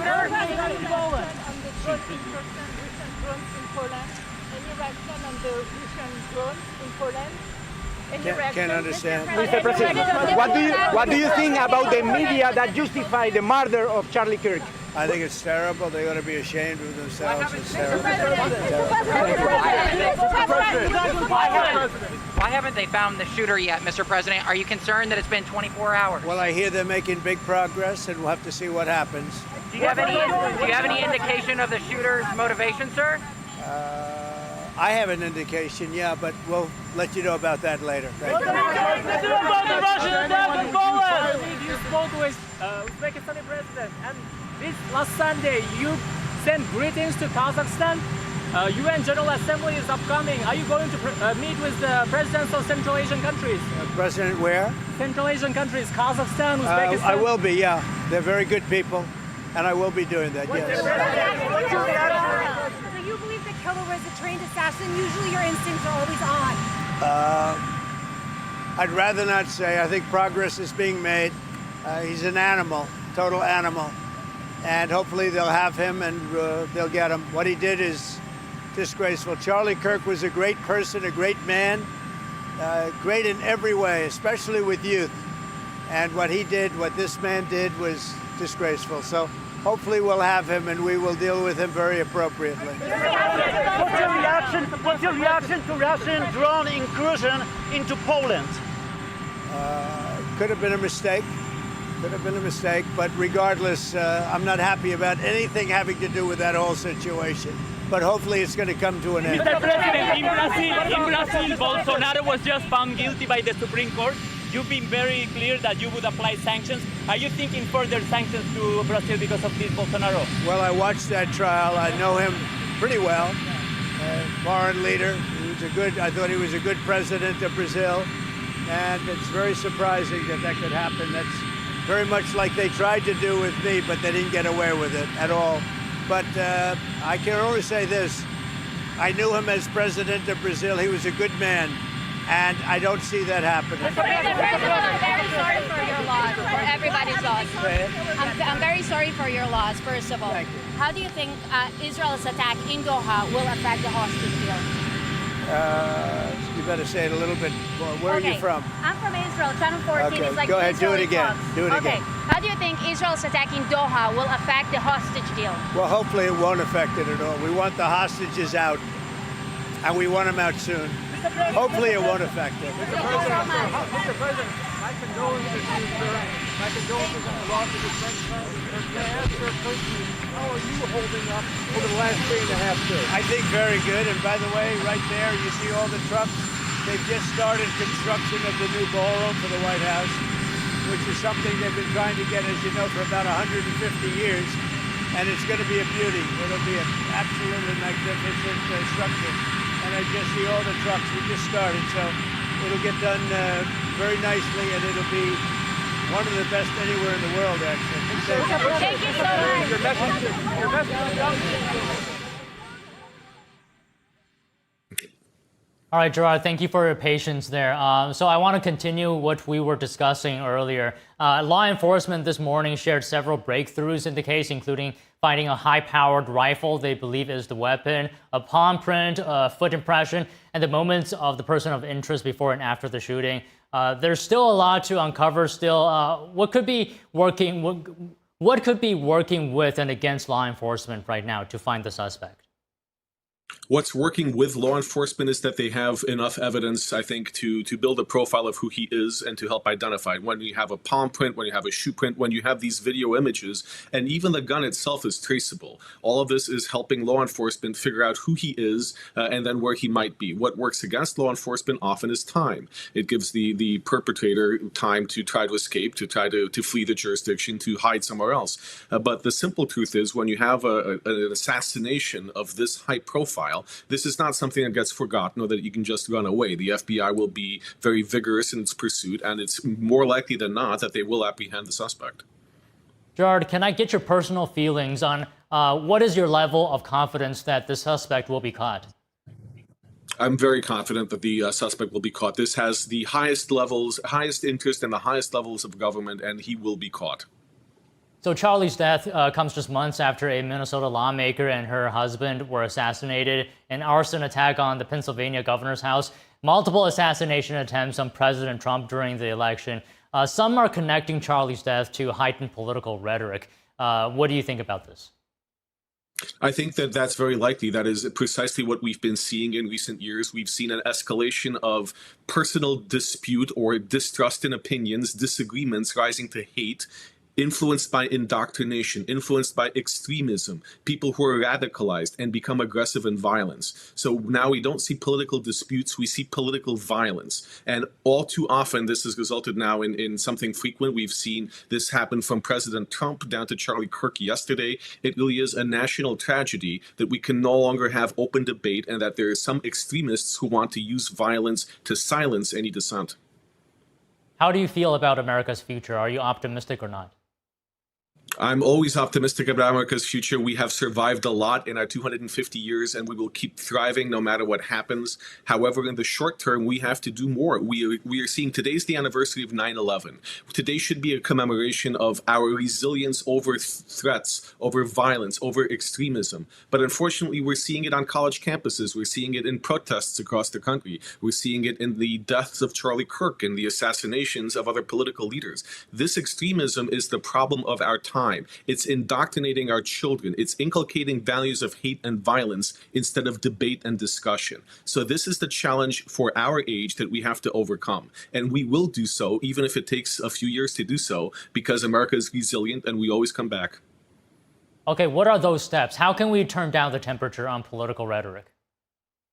In part, we need to teach our children, we need to teach our K-12 and our college kids that you can have disagreements with someone without turning violent. We see it on college campuses. If this is the values that they have, that they disagree with someone, they can take over a building, they can commit acts of violence, they can commit discriminatory acts that exclude others, then it's not a big leap to say that they become violent and can assassinate or kill people they don't agree with. So we need to teach our children how to have proper discussions, and we need to impose consequences consequences on radicalization and extremism. We can't just sit by tolerantly when we hear people propagating terrorist information, when people are cheering on terrorist organizations and demanding the deaths of people, whether it's Jews or Americans or anyone else. We have to impose consequences, because that's not a vigorous debate. That's what feeds into the violence that we're seeing. What can be one consequence that addresses the issues that you mentioned? Well, one consequence is prosecuting people for violent acts. Unfortunately, in a lot of cities, whether it's New York City or Chicago, not everyone who commits acts of violence motivated by hate gets prosecuted. So without those consequences, you don't deter anything. For college students, when they act violently, when they accost their classmates, they should be kicked off campus, not given a third or a fourth chance to keep doing it. So the consequences vary with the action, but people have to learn, especially young people have to learn, that if you behave in a manner that's aggressive and violent, there are consequences. It's not tolerated. You know, Gerard, in light of Charlie Kirk's murder, lawmakers, some of them are reevaluating their safety. What do you see as the impact this could have on outdoor events with certain prominent figures? Well, I've heard these concerns even before Charlie Kirk with a lot of elected officials, even on Capitol Hill, expressing concern going home this summer, going to barnyard events, going to barbecues. This is very much a concern that's on the mind of elected officials and high-profile individuals. I was fielding phone calls until 1 o'clock in the morning from people who are concerned. We will see changes. We will see increased security at venues, maybe not TSA style, but when you have high-profile individuals on college campuses, you will start to see more screening. You will need to register for them. There will be security zones that are set up. All of this will add cost and complexity, but there will definitely be more security at large outdoor and indoor events going forward. Okay, just last question. What do you think is the legacy that Charlie Kirk is leaving behind? I think the legacy is that he stood up to extremism and hate, that he wanted to put himself out there to push for free speech, to push for a dialogue, when there are others who were willing to shut down debate and pursue a path of extremism on college campuses. His legacy is debate. His legacy is educating. His legacy is standing up for the rights of others. And that's what he will be remembered for, that he was there to show that we should not be afraid, we should not be intimidated when other people try to exclude us, but we should fight for our rights and fight for our voices to be heard. Okay, thank you, Gerard. We always enjoy having you on. My pleasure. Thank you. Known for his love of debate, ahead we have live guests looking at the legacy activist Charlie Kirk is leaving behind when it comes to civil discourse. Don't go away.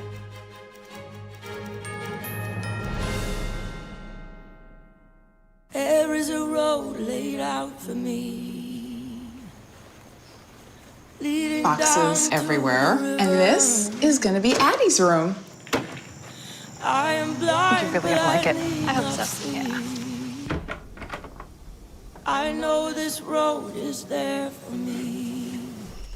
There is a long way. First night here, but Amy seems cool. The ways down by the river.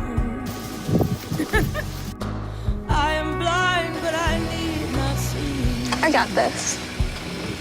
I know this road is there for me. Okay. If I'm really free, take me down to the river and wash me.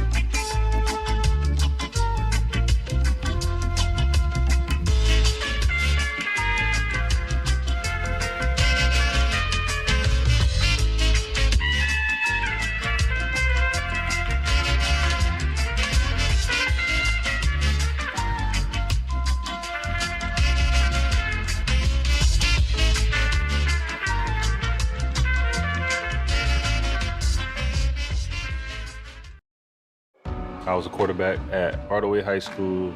College first-round draft pick, on and off the field. We were taught to not show any signs of weakness. During the football season, I would stop eating. But I didn't know I was depressed. I thought that something was wrong with me.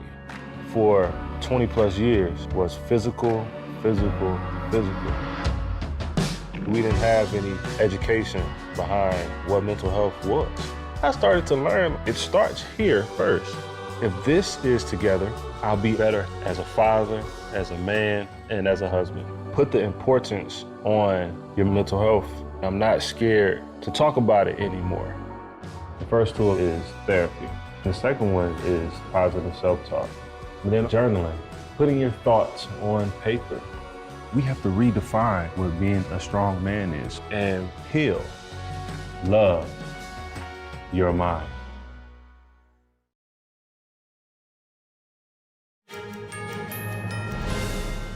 Conservative thought leader and debate advocate Charlie Kirk was shot and killed at Utah Valley University yesterday. As the manhunt continues for his killer, we are looking at the impact Charlie is leaving behind. Joining us now to discuss is Hadley Manning, Executive Vice President and Fellow at the Steamboat Institute, as well as Armin Kurdian, Republican California State Senate candidate and retired U.S. Navy captain and political strategist. First of all, thank you so much both for coming on the show today. Hadley, I'll start with you. In its first post since Charlie's death, his organization, which is Turning Point USA, says Charlie is believed in the power of argument. He believes in the power of argument. What kind of legacy would you say he's leaving behind for open debate and civil discourse? I certainly hope that Charlie Kirk's assassination will inspire all of us to do some introspection about how we can contribute to a greater sense of national unity, even in the midst of very sharp, very meaningful disagreements on substance, on policy, on cultural issues. Charlie was very much dedicated to the idea of civil debate. That's why he would go anywhere and debate anyone on any topic. And he always did so with good cheer and with respect for the person that he was debating. So his example is one that I hope that many people on the left and right will follow. He was never afraid of debate, and he didn't see disagreement as necessarily having ill will or hatred for any person. And I hope that that's an example we all will follow. Armin, what do you think he'll be remembered by the most? Well, I think he's going to be remembered for a lot of things. But honestly, I think the most important thing he's going to be remembered for, when people really think about it, is he was somebody's husband and someone's father. You know, when I think about Charlie Kirk being assassinated as Charlie Kirk, it gets me angry, it gets me upset, though I try to control those emotions. When I think about him as a husband and a dad, assassinated in front of all these people, my eyes start to well up because, I got a 9-year-old kid right here. He was out there doing what he loved and what he enjoyed. He loved talking to people. I mean, my goodness, in an era of when social media is turning a lot of our kids into, slaves to their phones or fear-based in terms of personal contact, and rather just sit behind the wall of their social media and make contact. He really pushed the need and the importance of face-to-face communications. I think more than anything right now, if we can't talk to each other, I'm not talking about having civil discourse on social media. I'm talking about face-to-face talking to each other. It's an art form that's being lost in this country. And I hope very much that perhaps that's the one lesson that can be learned here. So Hadley, how do we get back to the point where we can have a debate, sometimes very passionate or heated, but not resort to violence?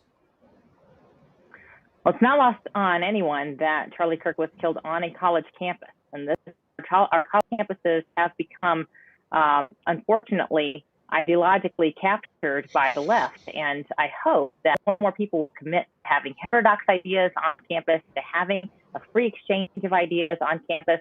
That's one thing that we work very hard for at the Steamboat Institute through our Campus Liberty Tour. We host 12 debates a year on different college campuses. So I encourage everyone to get outside of their bubble. Certainly I agree. Social media has been a toxic force in our politics and has led us to see, unfortunately, some of the worst in our fellow human beings. We can see the best in other people when we get together and debate civilly and learn how to say, I may disagree with you, but I believe you have the right to believe that, the right to say that, and I'm going to learn to understand your perspective better. You know, a lot of times when students attend our debates, they might see a shift in their perspective, a shift in their opinion, but even if they don't change their mind, they walk away with a better understanding of what motivates the other side. We cannot continue to go down this path of believing that the motives of people who disagree with us on politics are all bad, that people are malicious, that people are racist or sexist or bigoted. We may have disagreements on policy matters and on cultural issues and still be people of good faith and sound mind and want the best for our country. That's what we have to keep in mind. And I think that more debate, actually, not less debate, more debate when done in a substantive, civil, and respectful way, the way that Charlie Kirk practiced it, will be part of the solution here. Armin, what do you think social media and influencers can do differently going forward? And I ask this in the context of the reality, especially with social media, right? Their algorithms and the business model is that extremism gets eyeballs and it pays the bills. Well, Hadley is spot on, and I'll go one step further. A lot of folks like to be angry. They like to be indignant and upset. Seems like joy and happiness and civility is more of a challenge these days. I got to meet Charlie Kirk for the first time 5 years ago when I was the political director for Melanie Burkholder, who was running the state assembly back then. And what I knew about Charlie Kirk, what I had heard, he's a racist. He's a terrible person. He does says all these awful things. He hates black people. All of these things. And wow, why are we going to go see this guy? He's just awful. And I started looking into it, and I said, well, gosh, people wouldn't say these things if they weren't actually true. I was just starting to become politically involved back then. I got to meet him and I got to listen to him. And I listened to him for about an hour and a half. I met him, shook his hand, and I was left that place. It's like, I don't understand. This is nothing like what I've heard about this guy. So, character assassination seems to have taken on an art form going forward. Frankly, it's up to parents and it's up to schools and it's up to educators to try to bring some civility back into the mix. But honestly, it is as much as we've seen, within about a day and a half of Trump being nearly assassinated, you saw the invective coming out. In this case, it seemed to be just an hour before a lot of the negativity was actually coming out. We have to remember that there are people in the society that are good. There are Democrats who are good. They're civil. There's good people. Even the guy who beat me for my city council race in 2022 is a good guy with a nice family. But there are people out there who are simply not good people. Senator Scott Wiener here in our state, made a tweet that is so vile and disgusting. I don't even want to repeat it on air. But it's people like that have to be beaten and defeated at the ballot box. Good people need to vote the right way going forward. Hadley, can I get a response from you? Well, that's exactly where we should have our battles. We should have our battles at the ballot box, and we should do it through persuasion. And that's where, unfortunately, when we see political violence on the rise, people have eschewed the idea that we should persuade and instead are going for prosecution of their political enemies. They're going for assassination of their political enemies. And this is also a broader cultural issue. I know that most people condemn political violence in every form. At least I hope that's true in the United States, where free speech and free expression are really core to how our democratic republic must work. However, I know that through certain actions that have taken place recently, including the murder of Brian Thompson, who is the CEO of United Healthcare, we have seen polling that indicates that more people say that it's acceptable or say that it's okay for people to use violence when they're expressing themselves politically, or they might wish for the death of their political opponents. That's un-American. That is not the way that we should fight our battles. Ultimately, we do have to fight our battles at the ballot box. That's part of our democratic republic system. That's something that we have to take very seriously as citizens. And let's have more free speech. Let's have more debate and discussion. When people do say offensive or even hateful things, that is legal. That's protected by the First Amendment. We might not like what they have to say, but we must defend their right to say it. And furthermore, when people say hateful things, that exposes them as being a hateful person. So that gives us a clue into their bad motives. I agree those people exist. I hope that they're in the minority, people who would take into their own hands violence against a political opponent. Most people should continue to condemn this and not give an inch on whether this is acceptable or not. It's simply unacceptable in American society, in any society. Armin, what I'm worried about is that this might happen again. I'm worried about that this might become normal or normalized. How do we prevent that? you've got to love your neighbor. You've got to talk to people. I've knocked on doors for myself and for other candidates. I've knocked on over 5,000 doors. A lot of folks with very different political persuasions. And you know what? We had great conversations at the door because we're talking, because we're engaging, just like Charlie Kirk says. You go through his videos, you'd be very, very hard pressed. I've never actually seen him call anybody a name or say anything that was truly hateful. He just calling things out like they are. But a lot of the invective thrown at him, that's what we actually got to stop. And it's going to require a lot of this. It's going to require leadership. It's going to require leadership from the other side in the sort of sense only Nixon can go to China. Until those on the far left start trying to control their flock, so to speak, and starting eschewing this violence, eschewing this hateful rhetoric, then this is going to continue going forward. And frankly, conservatives need to be careful. I hate to use this kind of fear-based discussion, but it's a simple fact. But then at the same time, you can't be cowed into silence, which is what a lot of these folks want to do. And Charlie Kirk was a truth warrior. He was out there. He had been, I think he'd been even physically attacked in the last couple of months. He'd been beaten. Somebody hit him, attacked him. He's had stuff thrown at him. Yet he kept out there, kept on doing it. So, be out there, be positive. Control those emotions as much as you possibly can. Listen, talk, engage, and at the end of the day, whether it's your family, your friends, your coworkers, we've all got to get along with each other. And it's going to require not only us at the lower levels making this kind of discussion, but also our leaders of all persuasions saying enough is enough. Okay, I brought a clip here with me. I want your guys' one last quick reaction on this. And this is with the Epoch Times senior editor, Yanni Kalik. This is Charlie Kirk in a past interview. We're living through prosperous, amazing times, and if we might be the first generation to voluntarily turn off prosperity and to try to go willingly in a direction of higher unemployment, more debt, more endless wars, and towards kind of this socialist model that will destroy and decay the fabric of our country. Natalie, I want to get your reaction and then final thoughts from Armin. America is the best country in the world, and it has been. We're almost 250 years independent, and it has been said that America would not be destroyed by outside foes, but we would die by suicide. I hope that's not the case. It's not just prosperity that's on the line here, but it's freedom, and it's our very political system itself. So in Charlie's memory, I hope that all of us continue to fight the good fight in the way that he fought it, which was with civility and respect for everyone. And Armin, anything you'd like to add? Root cause analysis. What's the core problem? What's causing all of this? We're not teaching critical thinking in our schools. We're not teaching critical thinking in our universities.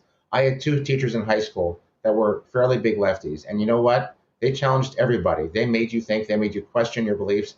Whether you were on the right or the left, they made you think. They challenged your ideas and made you analyze things critically.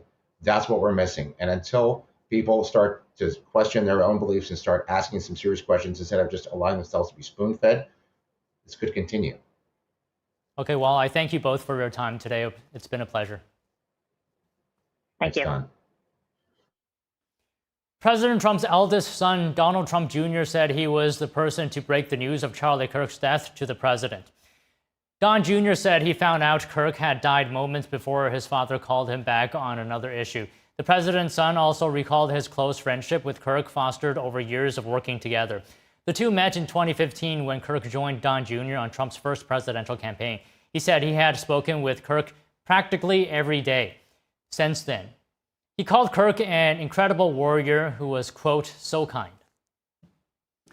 President Trump gave an address today at the Pentagon to honor the victims of the 9/11 attack. We will hear that after the break.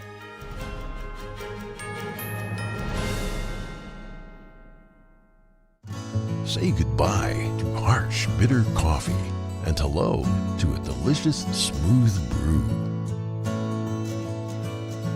With specialty quality beans, expertly roasted in-house, you'll taste the difference with every sip.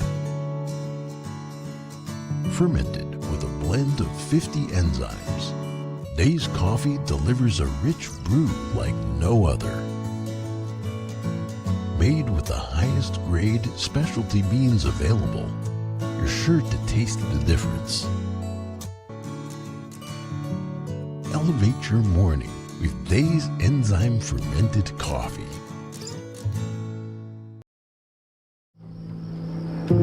I didn't ask to lose my mother or to be abused at 5 years old. I didn't ask to be kicked out of my house with nowhere to go. I didn't ask for any of this. But I did ask for help, and Covenant House was there. Thanks to their love and support, and to generous people like you, I got what I needed to take control of my life. For the young people who didn't ask to be put in unthinkable situations, Covenant House is there providing safety, hope, and a brighter future. Call or go online now. For a gift of only $19 a month, just 63 cents a day, you can provide hot meals, safe shelter, medical care, and love to more than 2,000 young people who sleep at a Covenant House every night. 1 in 10 young adults will experience homelessness this year. Your gift can help reach them when they need it most. I didn't ask for my parents and my family to disown me. I didn't ask to end up in a homeless shelter. The beauty of it all is that I found Covenant House. The need is overwhelming, but your monthly support will make sure no young person is ever turned away. Call or go online right now to safeplacetosleep.org with your gift of just $19 a month. With your monthly donation, you'll receive this soft, comforting blanket as a reminder of the warmth and safety your gift will provide a young person tonight. Covenant House really helped me and really helped mold me into the woman I am today. If there's no Covenant House, where would I be today? Your monthly gift is urgently needed to reach young people in communities like yours who didn't ask to be put in unthinkable situations. Show them they're loved and not alone. Call the number on your screen or go online to safeplacetosleep.org.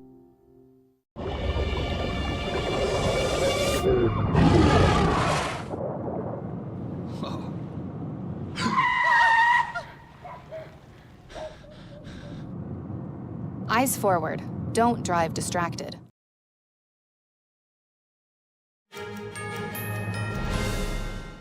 President Trump just departed the White House en route to New York for a game between the Yankees and the Detroit Tigers. This morning, he gave an address at the Pentagon to honor the victims of the 9/11 attack. Here's a replay of what he said earlier at the Pentagon Memorial. Thank you very much, everybody. Thank you very much. Before we begin, let me express the horror and grief so many Americans at the heinous assassination of Charlie Kirk have felt. Charlie was a giant of his generation, a champion of liberty, and an inspiration to millions and millions of people. Our prayers are with his wonderful wife, Eric, and his beautiful children. Fantastic people they are.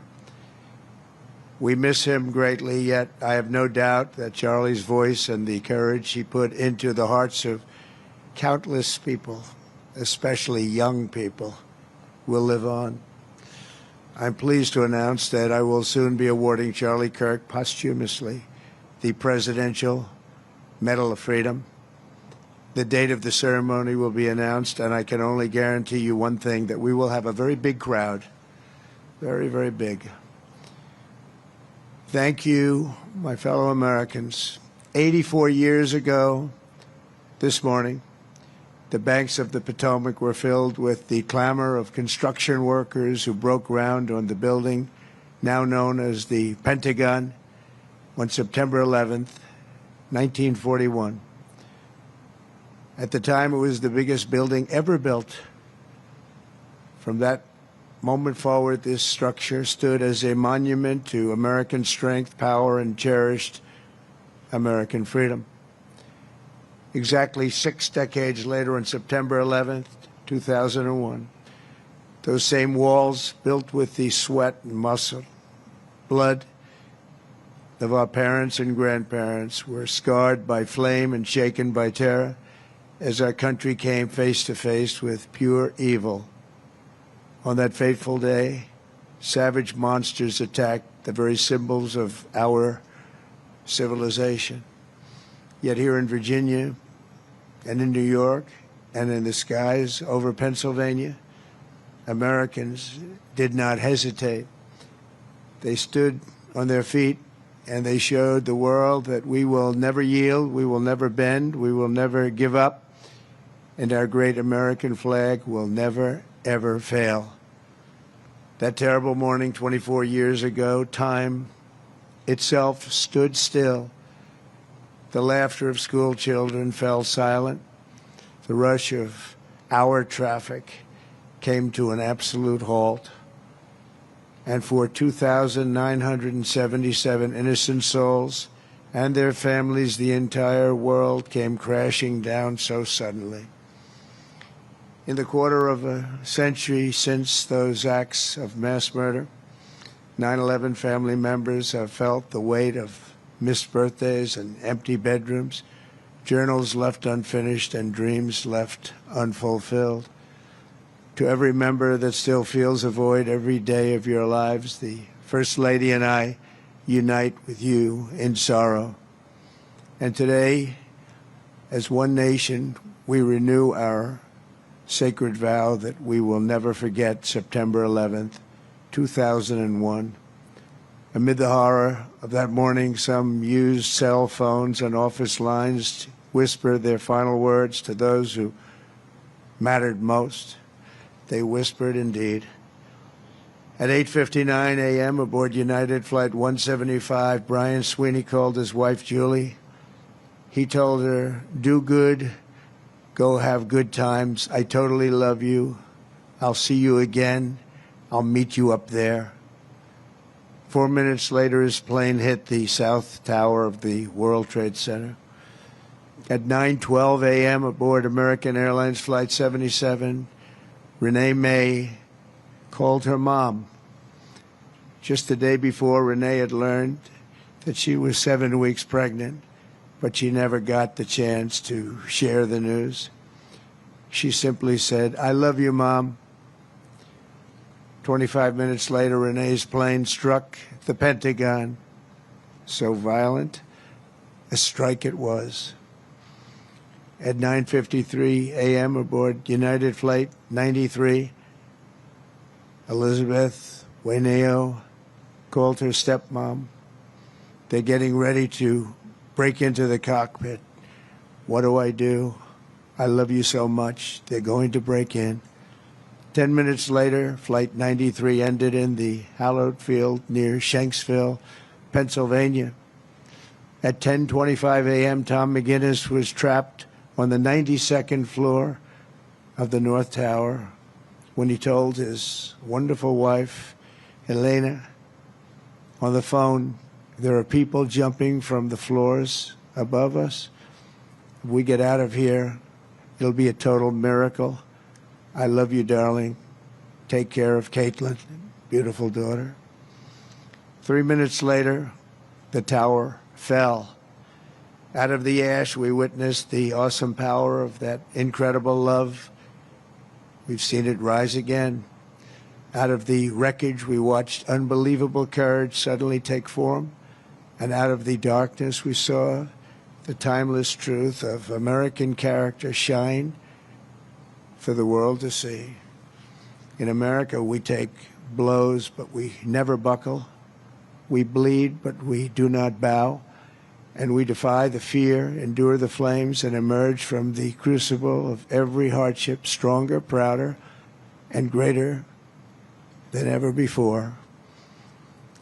Last year, we were a dead country. Now we have the hottest country anywhere in the world. In New York, there were heroes like Chuck Costello, a 46-year-old elevator mechanic, and a member of the Knights of Columbus. He selflessly ran into the World Trade Center to free people trapped in the elevators. His body was not found until the following January, deep under the debris. While going through his belongings, Chuck's widow, Mary, a phenomenal woman, discovered a personal prayer written in his own words, "Help me to light the way for those in the dark, and when I enter the darkness, let me not panic, but patiently wait to remember the light." beautiful words. When the time came, Chuck ran boldly into the darkness of hell on earth, and now he shines in the light of heaven above. We remember him this morning. That day we learned that the American heroic spirit was all around us. We saw it in the police officers, the great firefighters, the service members here at the Pentagon, and in the hearts of every American who answered history's call. One such hero was Army Sergeant First Class Steve Workman, who was on the edge of the impact zone when this incredible Pentagon was hit. He was right there. After leading hundreds of people to escape routes, Steve turned back and plunged into the inferno itself. Pushing through the debris, he came upon a severely burned Navy lieutenant, the only survivor from the Navy Command Center. Only one. The wounded lieutenant looked into Steve's soul and said, "Don't let me die." Steve replied, "I won't. I've got you. Just hang on." He wheeled the lieutenant out of the wreckage on the back of a maintenance cart before getting in the ambulance and taking him to Walter Reed Hospital. That man Steve saved, Lieutenant Kevin Schaefer, went on to join the elite team of CIA operatives who located Osama bin Laden. Steve, you're an American hero. We appreciate it. We appreciate what you've gone through. Please stand. Please stand. Where are you? Oh, good-looking man. You're a good-looking guy. You remember that day. You remember that day. Good. Thank you very much, Steve. That was something. That was something. In the years that followed, America's warriors avenged our fallen and sent an unmistakable message to every enemy around the world. If you attack the United States of America, we will hunt you down and we will find you. We'll go all over this sometimes magnificent earth. We will crush you without mercy and we will triumph without question. That's why we named the former Department of Defense the Department of War. It will be different. We won the First World War. We won the Second World War. We won everything before that and in between. And then we decided to change the name. Well, now we have it back to where we all want it. Everybody wanted it. Everybody is so happy to have it back. You will fail and America will win, win, win. The enemy will always fail. 24 years have passed since that Tuesday morning in September, and an entire generation of Americans have come of age in a totally different world. While they cannot remember the agony of that day, they are carrying on the legacy of those who lost. Around 8:30 a.m. on the morning of the attacks, Army Lieutenant Colonel Kip Taylor sent an email to his friends and family describing the joys of fatherhood and his excitement for the upcoming birth of his unborn son. He wrote, "After you have kids, there are days that you just get going and you say, 'Hi, honey, I'm home.' What we do until that moment pales in comparison, but just that little statement, 'Hi, honey,' so American, so beautiful. But that's really the point of it all, isn't it?" An hour after he sent that email, Flight 77 flew into Colonel Taylor's Pentagon office and claimed the life of a very proud father and true patriot. 6 weeks later, on October 25th, 2001, Colonel Taylor's son, Luke, was born. Luke then tragically lost his mom to cancer when he was just 2 years old, leaving him to be raised by his father's brother. As a young boy, Luke asked his uncle about the folded flag on the bookshelf, and when he learned about his dad's decades of devotion to the Army and the horrors of September 11th, that's when he learned. Luke carried that memory with him and joined the ROTC as a college freshman. He graduated just last year, and I'm pleased to say he is with us today as a second lieutenant and doing very well. He's rising quickly in the infantry, preparing for Army Ranger School. The spitting image of his dad, they say. Luke says that every time he puts on a uniform, he feels connected to his father and to our country. But it was a father he never knew. Luke, your parents are together in heaven, and they could not be prouder of the man that they have produced. They produced you. Those two great people produced you. Luke, please stand.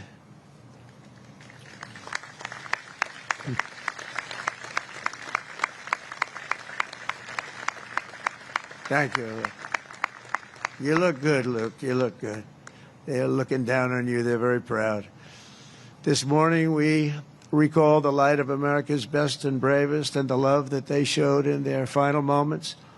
In their memory, we make a solemn pledge and a noble promise. We will honor always our great heroes, and you are our heroes. There's a group of people that don't want to talk about our heroes, but we will always talk about our heroes, and that's the way our country is, and that's the way the people feel. We will defend the nation they served, the values they upheld, and the freedom for which they died.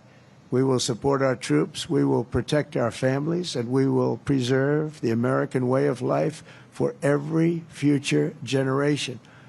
We will build taller, grow stronger, fight harder, and soar higher. And together we will go forward as one people with one heart, one fate, one flag, and one glorious destiny under Almighty God.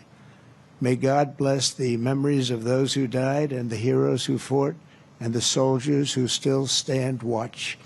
May God bless the United States of America. Thank you very much. Thank you. Thank you.